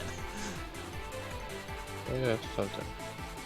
Unless you've got another switch, obviously, which is highly possible.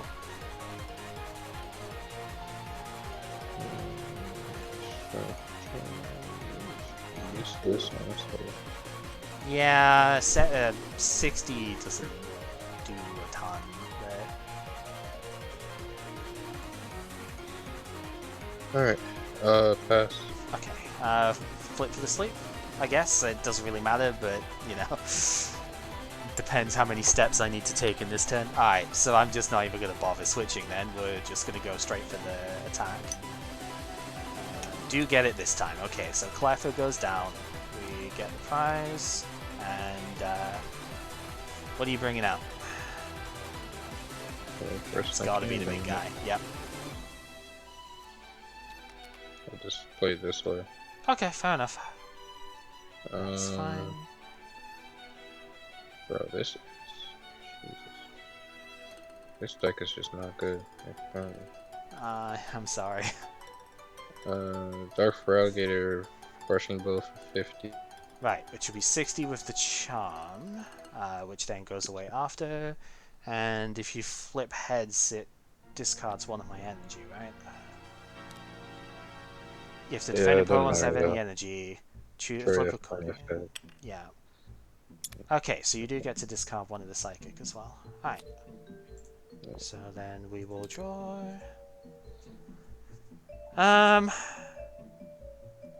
Yeah, I mean, I guess this is luckily why I at least have one other one down here.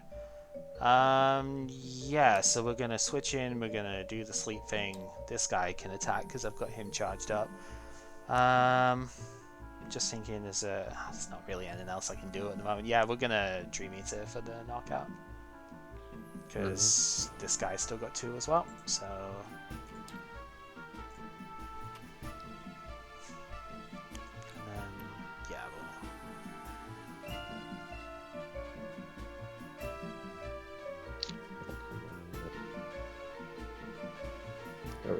Yeah, you got it.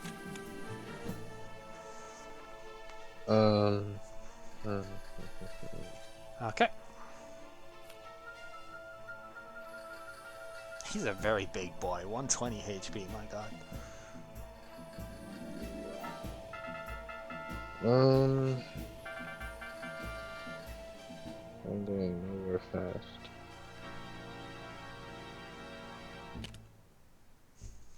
Just gonna pass. Okay. Alright, I was about to say yeah, so that's fair. Okay. I guess we just do the thing. We're gonna... I don't even need to go with him. I'm gonna use 9 Eyes on the Mischievous to auto-sleep. So, as the mode is with this deck... Hey, cool dude. How you doing? Yep, so flip for the sleep. You didn't attack? I did. I used 9 Eyes. For how much? It doesn't do damage, Oh, it just auto-sleeps. you're trying to go... Yeah, I'm going with the Mischievous route here. This thing is too big to KO a Haunter in like a reasonable enough time frame. Alright, so you do wake up, which means you can actually use that power, and I think that gets away from Mischievous. Because if this thing goes to the bench, most of the time that removes all effects of stuff like that. So, yeah, Mischievous' attack basically didn't do anything if you used the Tsunami. So, Right. yeah, I guess... I'll let you pick.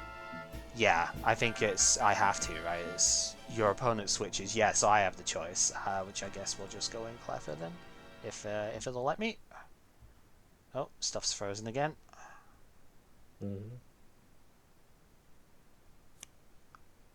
Somebody's loading something, basically.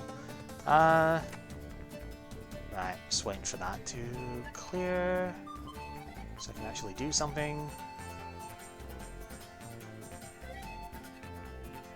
80 out of 100, I guess people are probably loading the next set or something. Alright, yeah, we're going in with a Cleffer. Alright. Broken Ground Gym. Yep. Copycat, yeah. Yeah, this is a freaking huge hand. 1, 2, 3, 4, 5, 6, 7, 8, 9, 10. Look at full chorus over here.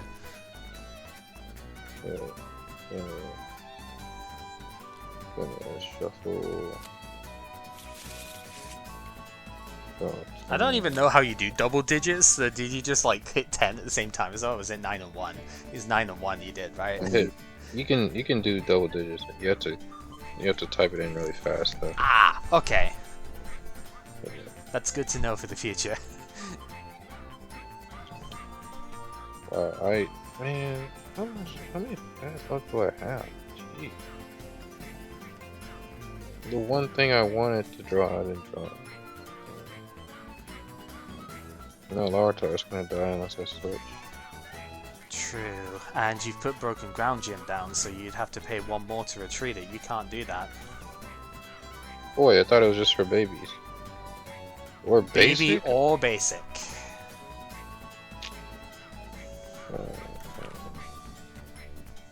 Haven't I already attached water though? I think you did, yeah.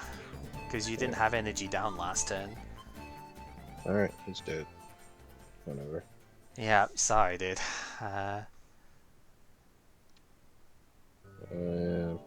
Yeah, passed. Yeah. Alright. Well, I ain't gonna waste time doing any of the other stuff with it. You know what's coming. That goes in, it puts to sleep. Not that one. This one's got energy to do it. I've got energy in hand I could have done with it, but yeah.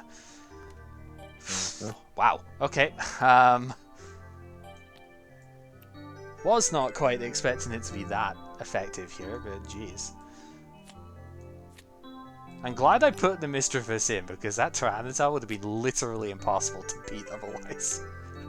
120 HP and a Psychic Resistance? Like, what do I even do against that?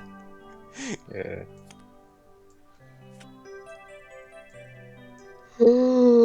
I gotta be honest, I wasn't really expecting people to play, like, Psychic Resist stuff this time round. I know Matt was looking at Houndoom, but he wasn't able to get the trades for it, so I was like, okay, that's probably not happening, but yeah, I didn't really think many dot decks would actually come out with the stuff here, but I was thinking, just in case something really big comes in and I can't KO it quickly enough, Mischievous is at least worth a shot here, and evidently, yes, it is. Loses horrifically to Snorlax, though, I will say. This deck cannot beat Snorlax, because I can't put it to sleep. So, 90 HP Psychic Resistance, I can't sleep it, so Dream Eater doesn't work. There's, like, no way I win with this deck against that card. But it's also a card that, like, nobody is going to be playing, so, I'm not really too worried about it. Like, maybe Alakazam could play it, but you're usually going to play Steelix or Scizor or something with those because it resists, it's like tanking with Metal Energy, so... Yeah, so I used Professor Oak, I got rid of my hand, drew 5, I got 2 basics out of it. 1 baby, 1 basic. I'm gonna, for Alligator, switch into my basic. And... Wait, didn't I already... I took my last prize last turn, right? Because the Larvitar... Oh, that was your last one? Yeah, it was the last prize. Oh! I wasn't even looking. Sorry. Yeah, no, that was the last one. The Larvitar was... the Larvitar knockout was it. Oh. Alright. Oh. Sorry. Alright, I got a lot to think about for my next deck. Yeah. Since you are here then, I may as well bring the 2 theme decks out just now for the next set, just to give you the option. You choose after you've done the draft, so you can plug a hole basically. They wouldn't choose beforehand. But I do have the ones for next week, like, oh, I say next week, next stream of that, but like 2 weeks later, because, you know, moving and whatnot. But I will bring them out next to our board here, just so you can, if you want to save those separately, you can take a look at them and decide. Yeah, like, sure. I mean, they're on Bulbapedia and stuff as well, but it's nice having the physical objects here, so Alright. I'll just put them on your playmat there. So you'd get the option of one of these 2 after you do the Skyridge pack opening. Opening. Yeah, like opening the next box, right? The thing of Skyridge. These are the theme decks for next round. So once you've done your opening, you're able to take one of these 2. But I brought them out in case you want to save the objects now, because obviously I know you're going to do the draft later on. So if you wanna save them, because you don't pick which one you want until after you've opened your packs and seen what you've got. So I have to save both anyway? You might as well, I mean, if you want to. Obviously, you can look these up on like Bulbapedia or something. If you don't want to save these, you can just like make up the numbers from there. But I've pre-made them just so that if you want to save them, then you can have them around. But yeah, you'll get one of them, but you just don't need to choose right now. You choose after the packs. This is very unique for a theme deck. They're weird, these ones. I don't Which really know. second has like every energy except dark and metal. Yeah, which are the only ones that aren't basic energies at the moment. So I don't really know what to think of these ones, to be totally honest with you. But I mean, there might be a couple of good supporters that could get used. I think Oracle is a really good one. I think one of them's got Desert Shaman or something in it. So I like Town Volunteers. oh, Town Volunteers is great. That was also... Luckily, that was in the theme deck from this set, but that was also, like, Aquapolis. It was really, really good. So, I played that instead of Time Machine in my deck, because it kind of does the same thing, but doesn't stop you from... Oracle doesn't sound like a good card at all. Oracle is really good if you play Bill as well, or if you have some other way of drawing the cards immediately, but, like, Yeah, Bill... but it's just a supporter. Yeah, but it's search your deck for any 2 cards, basically. If you play it with Bill, then you just get whatever 2 cards you need at that time. Which could be Metal Energy if you play like that sort of deck, or, you know, it could be anything that you just don't have that many copies of, but need in that situation, you know? Pokemon Breeder, if you're playing like 2 stage 2 lines, or like multiple stage 2 lines like you have here, Pokemon Breeder itself would be really good to get with it. I guess. Miracle Sphere, this looks like a really I like the artwork. It's really unique. Yeah, it's a very pretty card. It's gimmicky to high hell, but maybe Is that Miracle Sphere Gamma? there are alpha, beta, and gamma in the set, but I guess the theme deck doesn't necessarily have them all. I don't remember. It does. Oh, it does. Okay. I see Alpha in here. I'm looking. Yeah, Beta's in here too. Okay, cool. Yeah, this next set's got a lot of very strange stuff in it, to say the least. Wow. All right, I guess I'll choose later. I don't. Right. Just leave them both if I'm not gonna end up using both. So. Yeah. That's fine. Like I was saying, I figured if you wanted to keep them for later, or again, you can look them up and then just add the decks, basically, because the basic energy are mostly there just to make sure the numbers are the same. Not every theme deck has got the same number of basic energy in them, which is really annoying, but, you know, I just thought I want to make it up to make sure it's the 60 card stuff, so, yeah. Alright, hello. Yo. Hello. Yeah, we had a game and started talking about EX format stuff. Nice. My deck. First generation ones aren't good.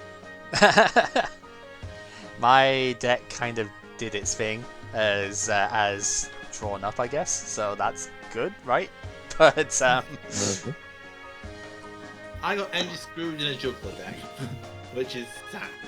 that is sad. Like, wow. Like, I know you'd be playing like 1920 energy in your juggler decks as well. How's that happen? I don't know, but I was stuck with a dead one retreat inactive and couldn't do anything. Rip. Well, you did hit 2 energy, but Yeah, like I can't really. The day I You go didn't to have a juggler. electrodes, we can actually attack. I don't want to put them on a damaged Chinchou. I don't want. Because of course I let Chinchou as a Grimer. Oh yeah, it gets good. I forgot about that. And then Muck gets down, it's like, well, shit.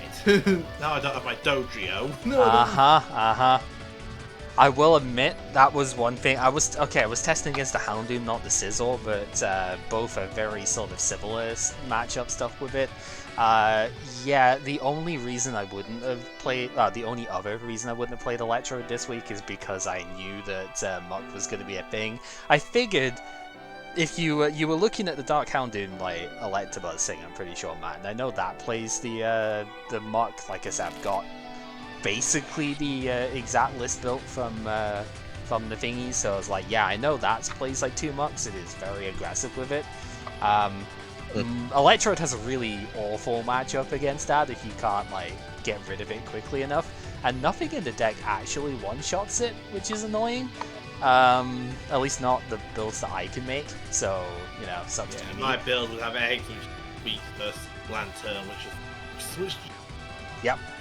And, yeah, the Scizor thing is pretty similar that way, is like, except it could be kind of worse in a way. It's weird. I have actually sort of played the Scizor Electrode matchup with my stuff here, and it's winnable, but not if they get mucked down like super quickly. Yeah. So, you know, you've got to down turn 2. Yeah, and it's like I had to Thunderbolt it basically, and that's fine, but then how are you getting going from the rest of it there? I think actually the proper answer to it is you Thunderbolt the Scizor and hope it doesn't have 3 medals on it already, you know?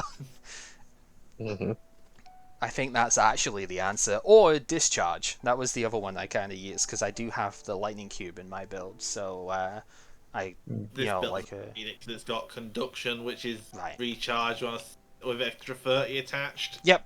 Yeah, you've got the better option with it that way, but my build, because I pulled none of the stage 1 cards to attack with in this set with it. I pulled like 2 Grass Executor, which is whoop-de-freaking-do, right? It's Where's our Meganium? Yeah, The card is decent, but it's like, you've got to keep discarding all the energy you're putting on the board every single turn with that, and I felt it was just a little bit off. If I had the Psychic one, I would have tried it too, because that one just keeps building up with all the energy that you have on board, and Electro is very good at doing that. But I pulled none of the Psychic one, couldn't get it in trades, and I pulled no Lantern either, like, of the good one. So I had to kind of go to the drawing board on mine, and again, like, my build is very successful, except if Muck gets down, like, too quickly and, you know, is built up by too much other stuff with it there, you know. Zapdos is excellent, but not if it can't get charged all the time. The other thing is that with double gust, if Muck's down, you need an extra energy to get out whatever they gust in. Yep. Not good when you don't have energy. Well, that's kind of the other thing with me is my build has got triple scoop up because I'm a basic heavy deck, right? So big basics could, like the Zapdos and stuff, kind of work very well with that. So I do have extra outs that way. Awkward if they bring in an Electrode or something, but you know, needs must, right? So I have other ways I can deal with it that way. It's just how do I get the one shot on it, and overall it wasn't consistent enough to do, so I was like, yeah, I'm pretty sure Muck is coming out here. If you had the Houndoom specifically, there's no chance I would have been able to do anything. So yeah, it's a shame because I think it's actually my favorite deck of the format, but just because it abuses like everything that's wrong with Wizards of the Coast era, right? Because it abuses the infinite retreat stuff so badly, and you can accelerate so much, it gets out of hand very quickly. I have actually been able to Thunderbolt on consecutive turns with that deck. It can be that insane.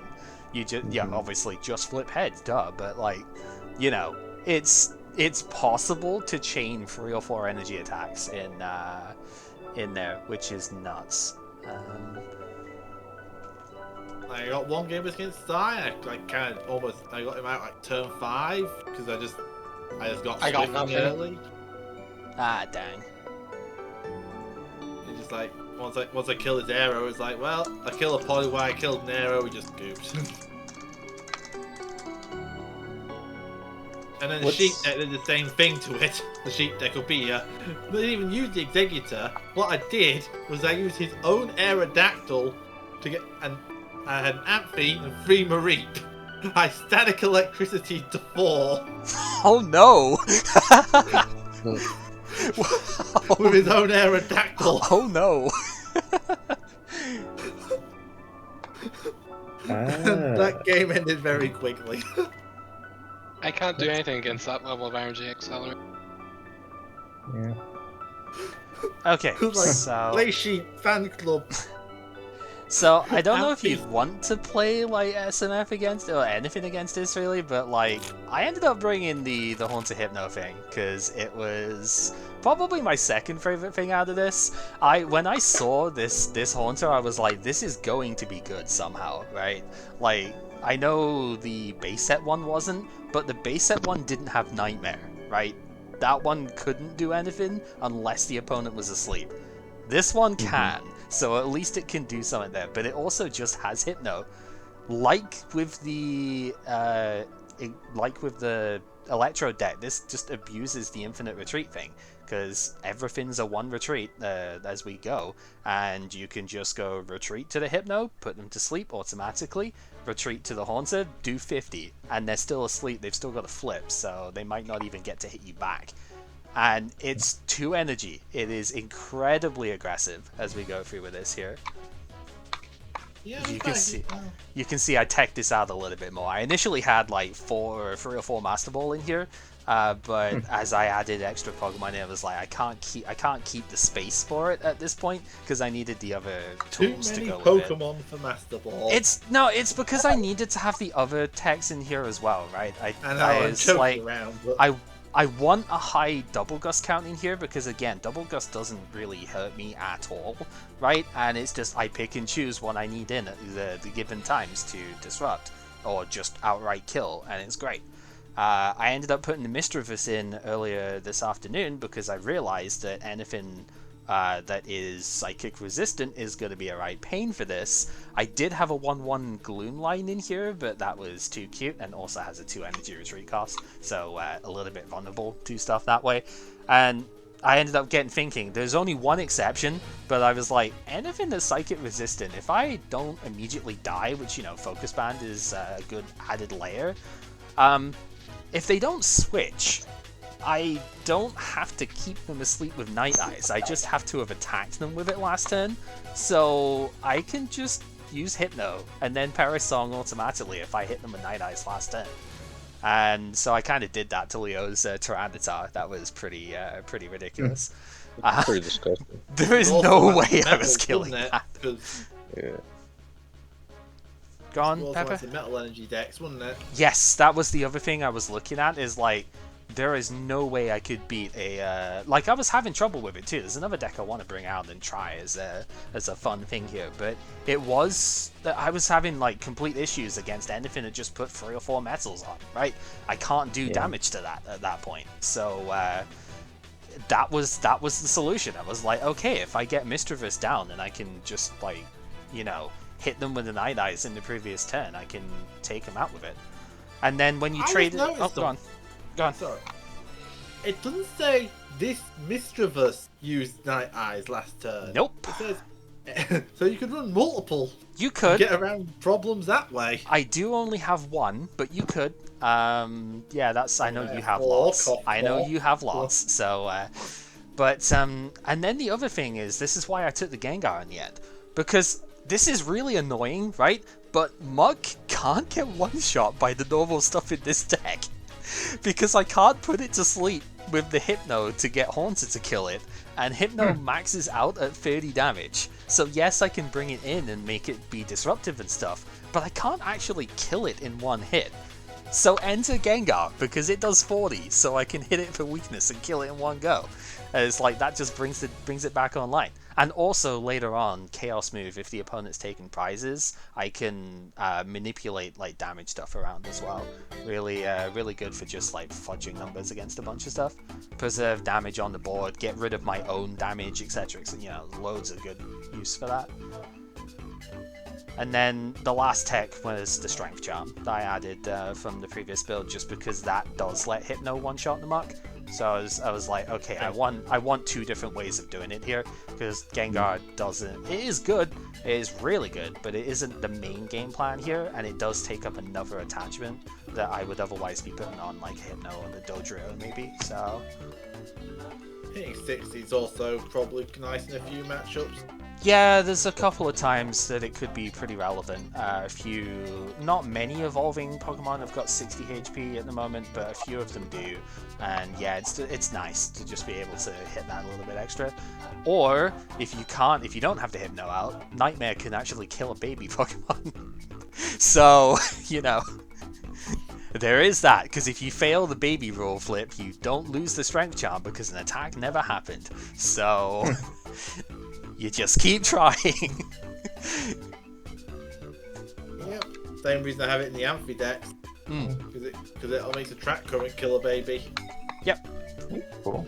You So could play that with Scissor too. yeah. Catch a baby. Yeah. Oh yeah, you could definitely. That'd be really good. That's the kind of thing that I was looking at. Is because the SMF deck that was being run doesn't actually have anything like that, does it? Jason, I don't think Jason's list played Strength Charm because he just had 4 Goldberry, right?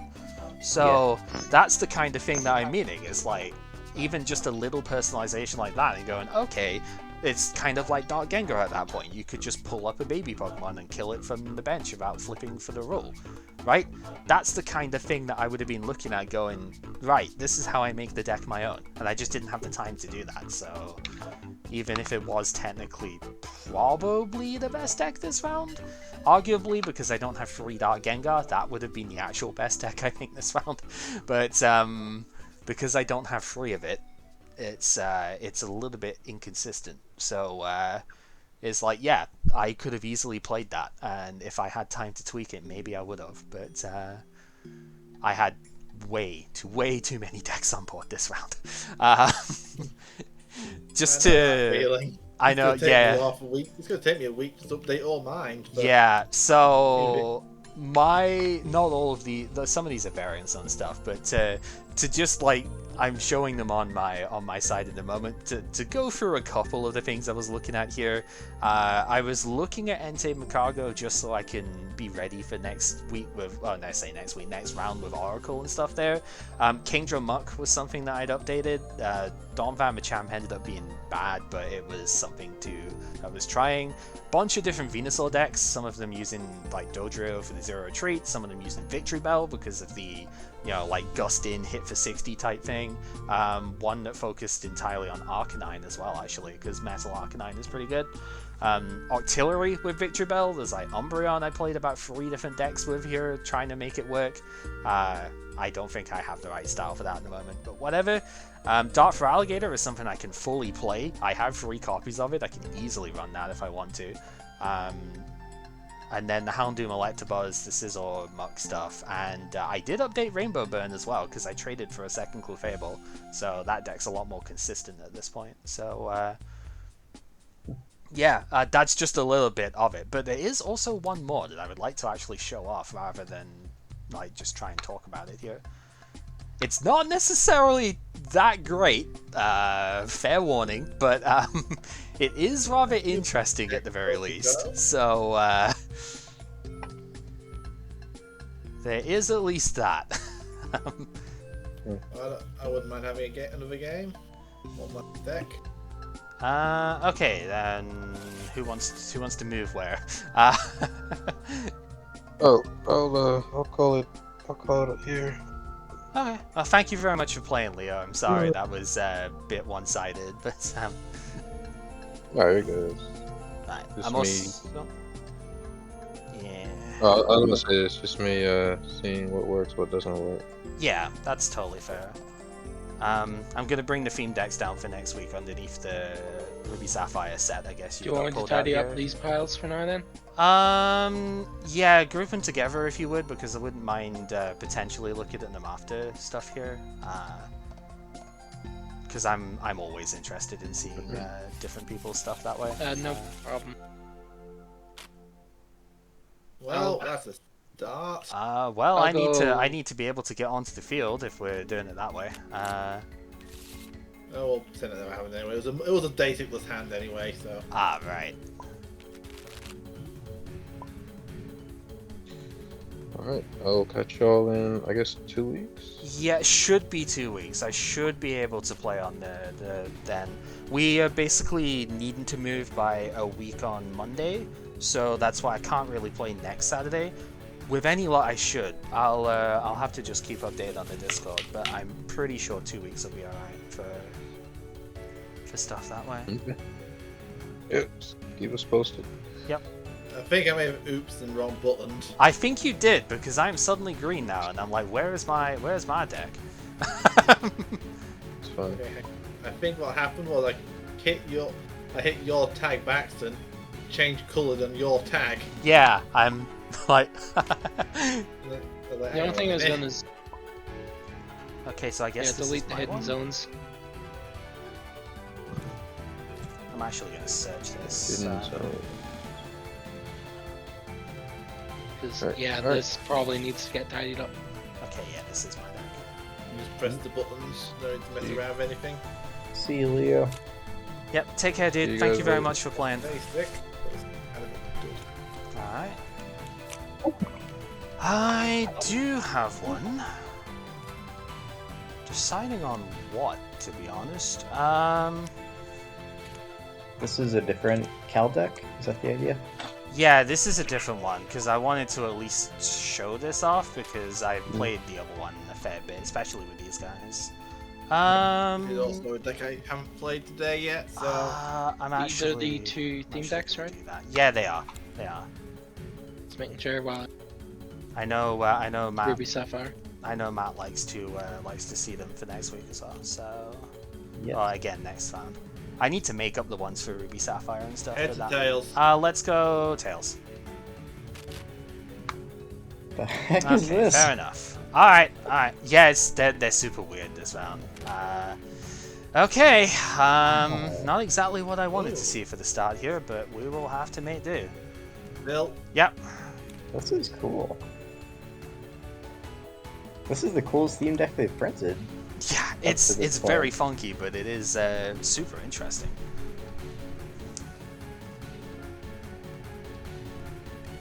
Yeah, Grass. that's wild. We do not play stuff like that anymore. Yep. You've got the counter there. Alright, we will draw. Oh my god. I will attach a metal energy and end my turn. Go ahead. Yep, it's one of those hands, I'm afraid. Probably not going to get to see very much out of this, I'm afraid. I attach it, I evolve to Ivysaur. Mm-hmm. I reveal that I also have one of those hands. And there's no jugglers. Sleep Seed. Yep. 10. And I will flip. 47. Okay, that's fine. It doesn't really matter. Don't bother. Alright, something loading up, because my stuff's just frozen again. Yeah, it's alright. So we gotta grab Skyridge out as well. I didn't leave it out. Yeah, it's in the top corner, isn't it? Alright, I will evolve to Magneton. That's why I'm not bothering with the thing here. Yes, it does have a grass resistance. I will attach a lightning to it when people eventually start doing the thing, and I will have to end my turn. Go ahead.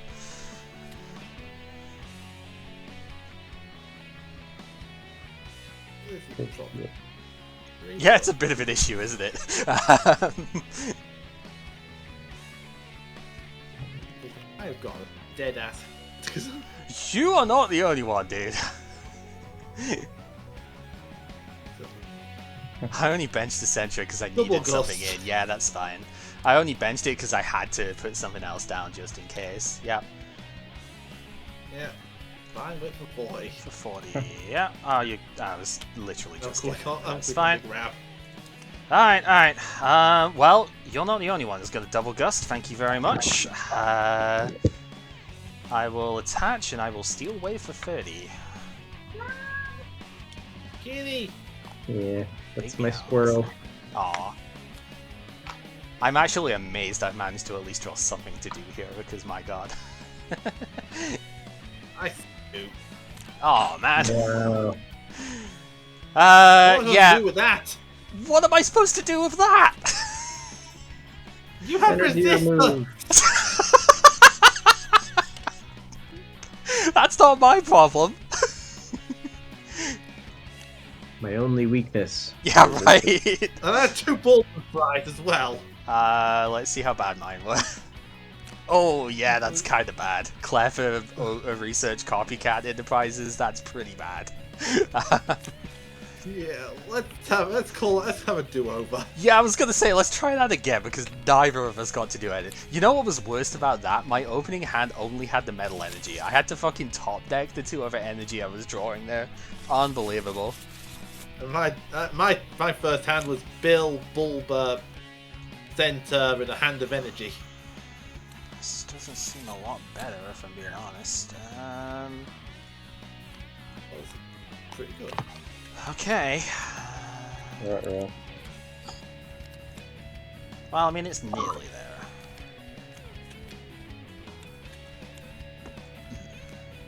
Alright, what do we want? Tails. Okay, I actually get to go. I say I actually get to go first. I went first against Leo both times, so I guess that's fine. Yep, it's gonna be one of those.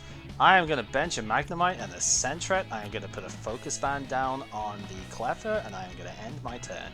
Copycat me at your own peril. Well, I have a Bill. Yep.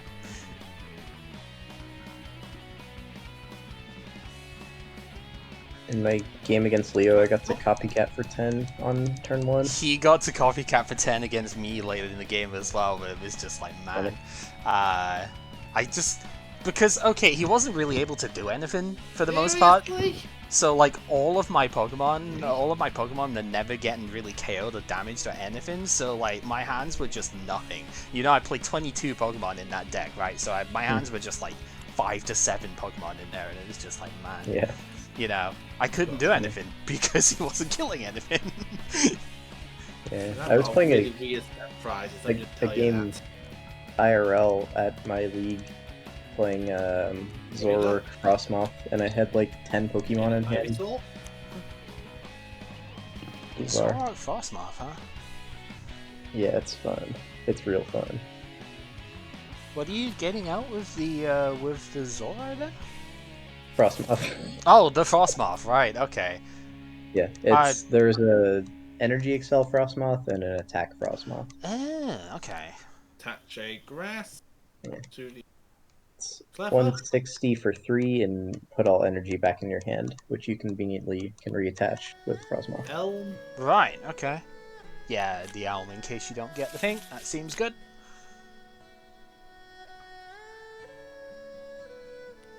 Warbulba. Yep.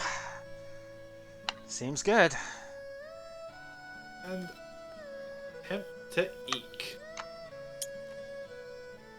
Not got that one. Okay, we will draw.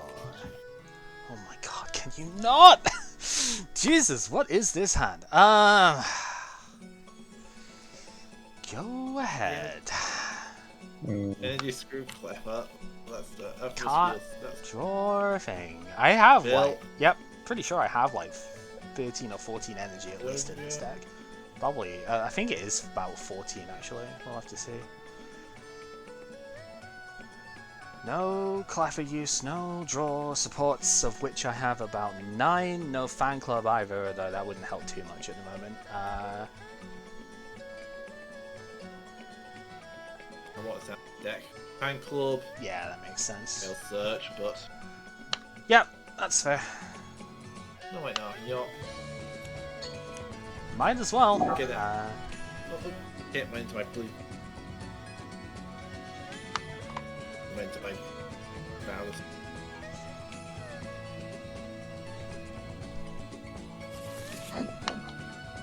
Sorry.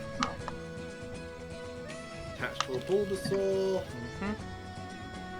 Sadness, attempt to eek. And you get it. Right, okay. Other cards, there is... what, like... probably at least 20 cards that can get me out of this. Most likely more. Alright. That will 50-50. do. We are going to retreat and double gust. Yep. Magnet. And we are going to bring out Who the Fuck Really Cares. Magnemite has 0 retreat because I have a Magnemite on my bench, so we are going to get to go into the Cleffer here. Going to go in, attach a Strength Charm to you, go for Energy Removal 2. What's the target? I don't have to tell you before I get the flip. Oh. This is not Yu-Gi-Oh, my dude. It doesn't target like that. And we are going to eat. Last card in hand was Town Volunteers, by the way. That hand was dead as shit until I got the energy. Alright, go ahead.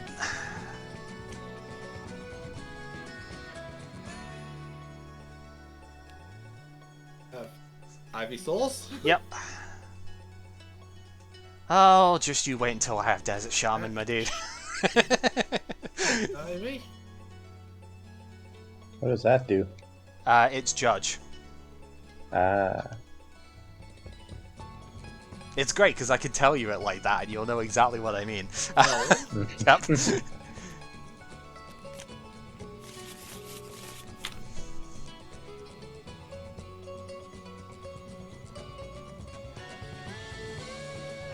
What a great card. Yeah. Who doesn't like saying Judge? Attempt to. Okay, let's draw. Still the 7. Yeah, still the 7. Alright, okay. Just making sure there wasn't anything that was played out first. Alrighty, we will go metal on the Magnemite.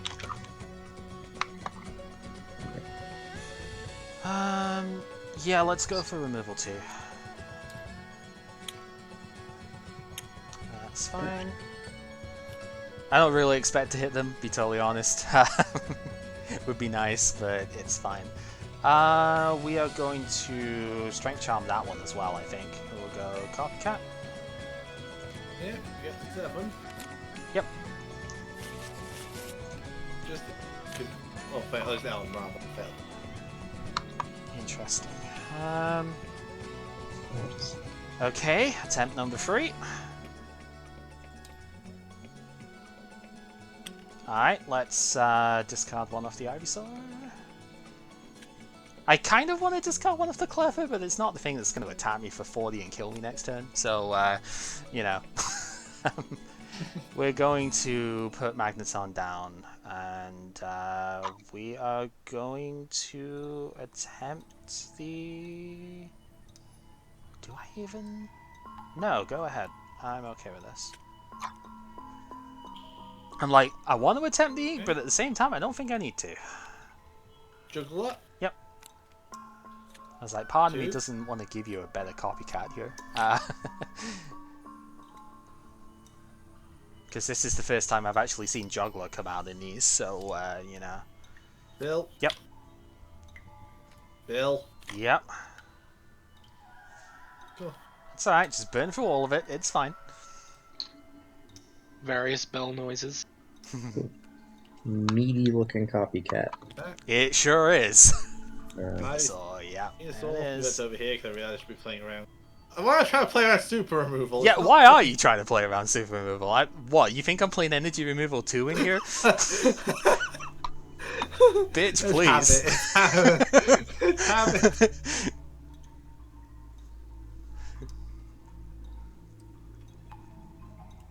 Crushing hammer, sable eye noises.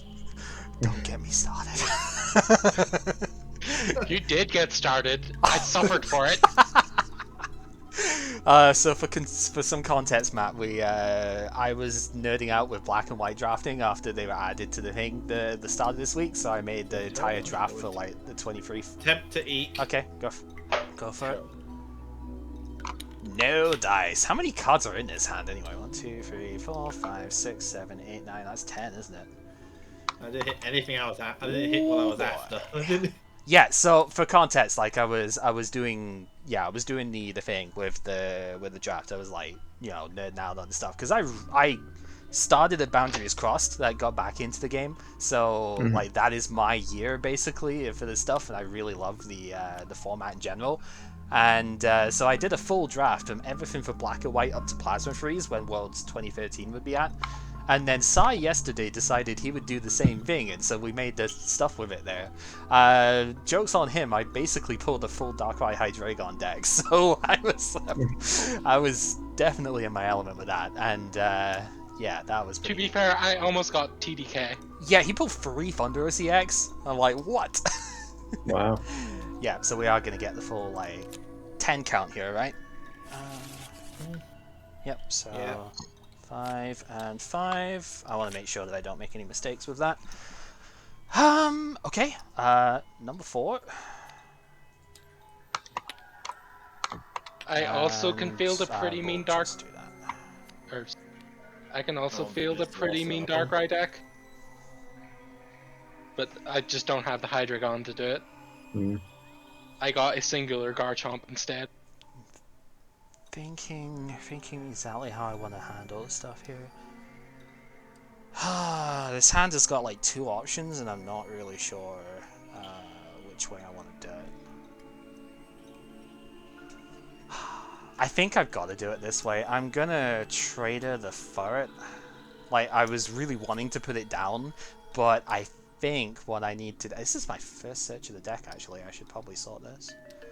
Although what I want is there anyway. I want the other Magneton. But, right. Okay, that's why we don't search guess, because lag is coming in with the stuff. There's more things probably coming in. It's fine, I can work it. Right, yeah, so we got that. So that gets shuffled. This guy comes down. And... I mean, my hand is at 7 anyway. So I guess that part really doesn't matter. Just whether or not I like this hand good enough to... I think I do. Go ahead.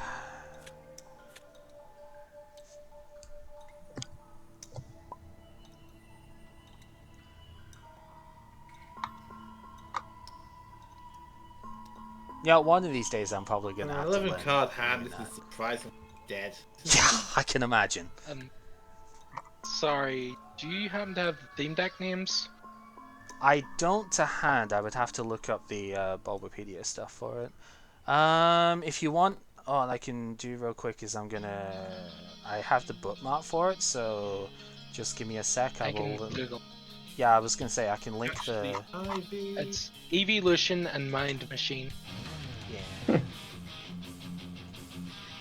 So you've attached, attached to the Ivy. Yeah, so I'm gonna give you the link to Bulbapedia stuff later for later reference if you want to look at the name stuff that way. I'll probably try and name them Editran. later on. Yep. Tree. Attempt Vine Whip. Okay. Said Mind Machine? Yeah, which is the Xatu one. Yeah. I guess because of all the technical machines in it.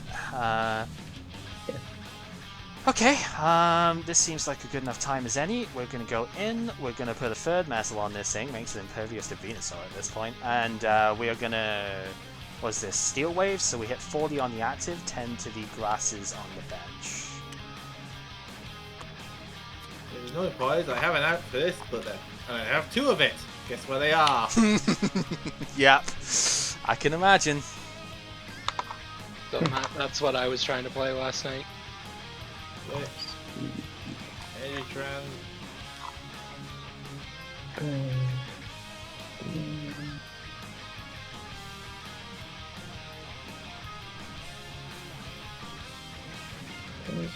Patch. Desperation Eek. Sure. The thing is, I'm not even, like... I know Resistance is disgusting for against this particular deck. It's not even really the main idea with I have this. out! I know, I'm sure you do. Right, we're gonna put a lightning down on this guy. And I'm just gonna... I don't really need to, like, get rid of anything off this stuff here. I'm gonna go for the Steel Wave.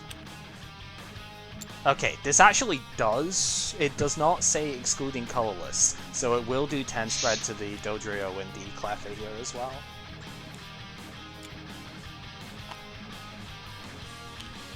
That's cool. Whether or not I actually... Sorry, no, I'm not That's talking about fine. game-related stuff. Let me interrupt. 2 Dark Ivies in the fucking prizes! Yeah. That's exactly my plan for metal decks. So, alright, because I mean, I guess, what would you have even brought in? Like, I'll Centrip and Centrip? Yeah, I and the guess. Cleffas. I and guess. just start eating whatever support That's- ones you have. That was my problem. Fucking 3 lightning energy in my prizes. The other thing, I was trying to find this guy so we start attacking quicker, That's so you don't fair. want to come out Yeah. of the deck. Uh-huh. Okay, now, so obviously that was just dumb because grass versus metal, but the idea, of course, I only have 1 copy of this Neo Revelation Magneton. I guess you probably would want 2 of it, but it also doesn't take metal energy that well, so I don't know. This guy is energy trans like the Venusaur, but only across your Magnemite line, but that's good enough to play Pokemon Center, right? So it doesn't do a ton of direct damage, this one, but it's really good at like spreading damage because most of the time your attackers are all the same type as your main hitting stuff, right? So the idea was pretty much a case of spread around as much as you can, and the Magneton's power, if you flip heads with it, you can disrupt Dart decks quite well with it, because you like swap the energy that's on Cleffa with a darkness that's on their other thing, bleed the Cleffa to death and get rid of the dark on the thing they actually want it on. So I thought that was cute.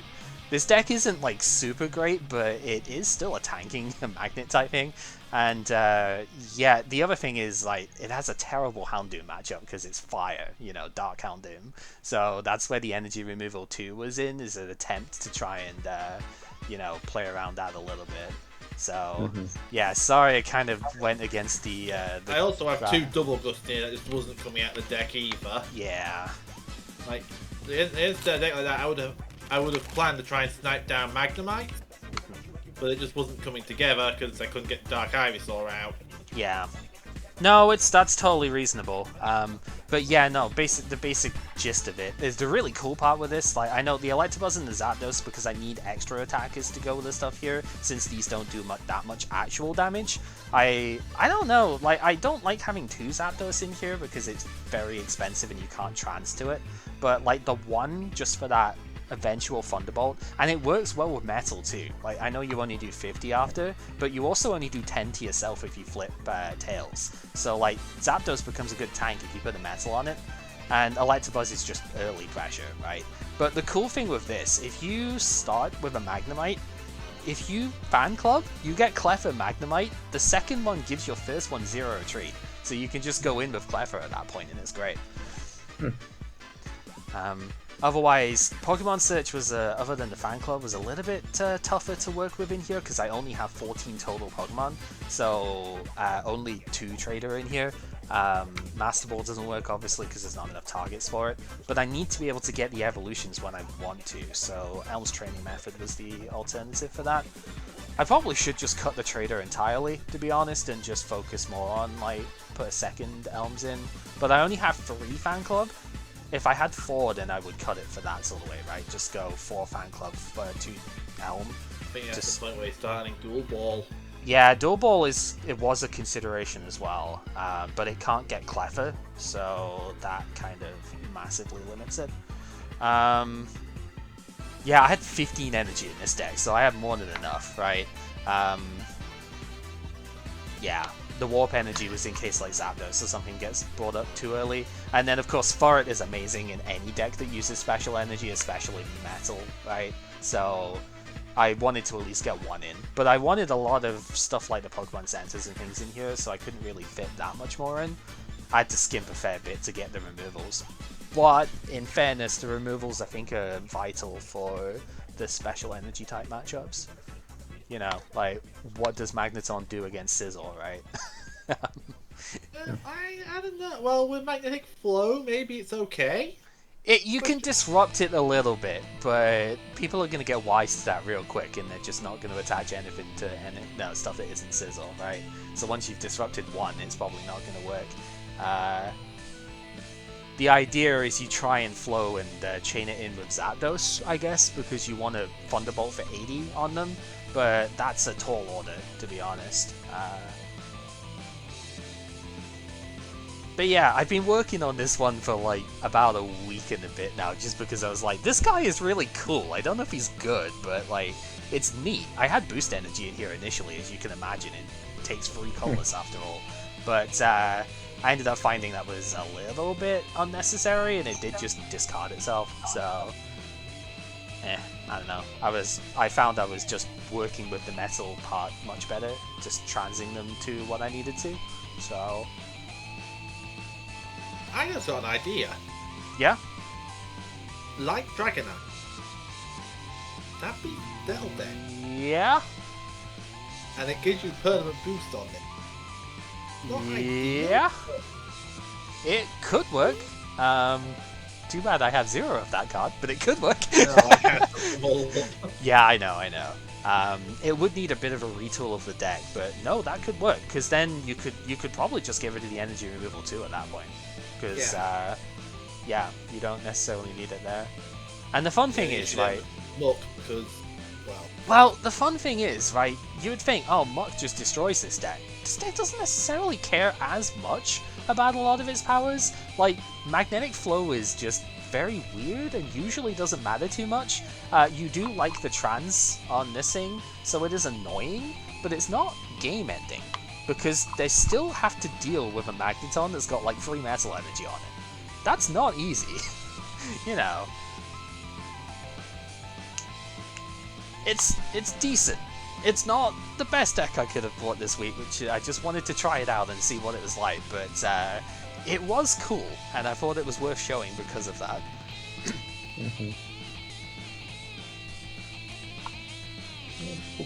Because I said, I have a lot of really funky stuff coming in with it. There's so many cards in this set which are actually, like, they look bad at first, but that's just because we're used to modern game, right? You know, they look bad in that aspect because it's all free energies and stuff like that. But no, there's a lot of really cool like abilities and stuff here that Muck just like dumps on, but you've got, you know, you can plan for that. And yeah, it's like there are so many interesting cards in this era. Very unexplored metagame in general too, so it's worth like that was Leo was asking me in the thing. It's like, wait, you tell me this deck was meta, right? And I was like, I'm pretty sure no. This is something I came up with. The Haunts of Hypno thing is like, oh shit, okay. You know, it's just like it looks as if it could have been a competitive deck at the time type thing. You know, I do. The meta version would have been Dark Gengar. Yeah. I do real quick just want to show you my version of the Electrode map whilst we're here. I'm not going to play it in today's thing, but I want to show it because I have to take a very different route to what Pepper did. This Lugia was like a last minute re-inclusion because I was like, I need something against Muck. I don't think it's good enough, but I was like, this is the one thing that I could play that would one-shot it, and yeah, I was like, I need to try, right? But I don't think I would keep it in, to be honest. I think you just accept that Muck is a bad matchup, because this deck beats just about everything else, to be honest. Even fighting stuff is not an auto win, because Zapdos resists it, right? So, and, you know, you try using the Donphan against Thunder and tell me how well that works. You know, it's not surviving too many turns of Zapdos attacking, and yeah, so I don't think the Lugia is enough to like fix the matchup that makes it worth it. So this guy's coming back out, but again, I had to try. This was getting wrecked too much by Houndoom just because it got mucked like turn 2 or 3, and just yeah. But yeah, you've seen the idea of the deck. It's Electro gets the energy from whilst it's active. You flip a coin, if you get heads on it, blah blah blah, you get the energy out. You can abuse the infinite retreat thing of Wizards of the Coast era, so you can do it 2, 3, 4 times per turn, and at that point you can get these big basic attackers going very quickly. And the game spirals out of control super fast with like Zapdos and Raikou hitting hard, like, you know, pretty sharpish. Raikou can also do some disruption stuff as well if you attach from hand, which is cute but not normally great because it just put a baby in the active instead. But, you know, it's mostly because it actually does a lot of damage as well and has 1 retreat. So, unlike the Zapdos, if you have Raikou as your main attacker, you can just retreat into Electrode next turn because of Dodrio and just, you know, keep going for more energy on the other attacker. So, because Thunderbolt discards all your energy and Zapdos is far too chunky to retreat even with Dodrios, triple scoop up kind of helps out there. Also helps to heal because Zapdos ain't dying in 1 hit most of the time. Yeah. 90 HP, no weakness, is not going down very easily. So you can usually blank one of the opponent's turns because of scoop up as well. And yeah, this was like extremely strong in testing stuff with it there. Don't underestimate the Electrode's attack either, actually. Like, it doesn't look like anything, but 30 damage is enough to KO the babies. It doesn't get affected by any resistance stuff, and it also doesn't get affected by metal energy, because it said, or any other effects on the defending Pokemon. So, like, you can punch through metal energy with this guy. It's only for 30, but that's not going to take down the Scizor, but it's at least enough to dent it so that Zapdos can take it down the turn after, you know? That's true. And if you've got excess energy on the guy, it doesn't matter, because Lightning Cube can discharge with the Electrode, so... yeah, this was what I think was my best deck this round, but it dies horribly to Muck, and I knew you were going to play Muck, so... Yeah. I know I never played you in the end this week, but it's like, you were gunning for the Houndoom, so I was like, if you get those traits, I know exactly what's coming off of that, and Muck is just horrendous if you can't deal with it quickly enough, so... yeah, yes. so... Nah. That's it. I was telling the other guys that I was like, I don't find Muck to be that fun or interesting because it just shuts stuff off, but like it's so good. It's just so hard to not play it. Yeah, Muck is easily the worst card in this format. If it was just like not allowed, then I think this would be probably the most diverse format we have seen so far by a long shot. There are so many cards. Go on. Take this format, remove one Muck, add Dark Golbat. Perfect. Yes, please do. I want my bat back. I love it's just so fun because you've got to think so much with that one, right? Because you've got to make sure you put the damage counters in the right spots with this stuff. It's yeah, a lot of thinking to go with that. Such a good card, but yeah, like you said, the Muck is not at all interesting to play with this stuff, but yeah, it is really good. I can't deny that, and as frustrating as it is, yeah, sometimes there's no reason not to go with it that way. But that's okay, because I mean that was ended up why I picked the Haunter deck as well, because that obviously has game against Muck because it's good with the resistance stuff. Has a hard time against the dark Pokemon sometimes. That can be an issue, but luckily Dark Houndoom is not dark type, so it's only the other Houndoom that you got to worry about that way, and that one's a bit easier to see coming at the very least. So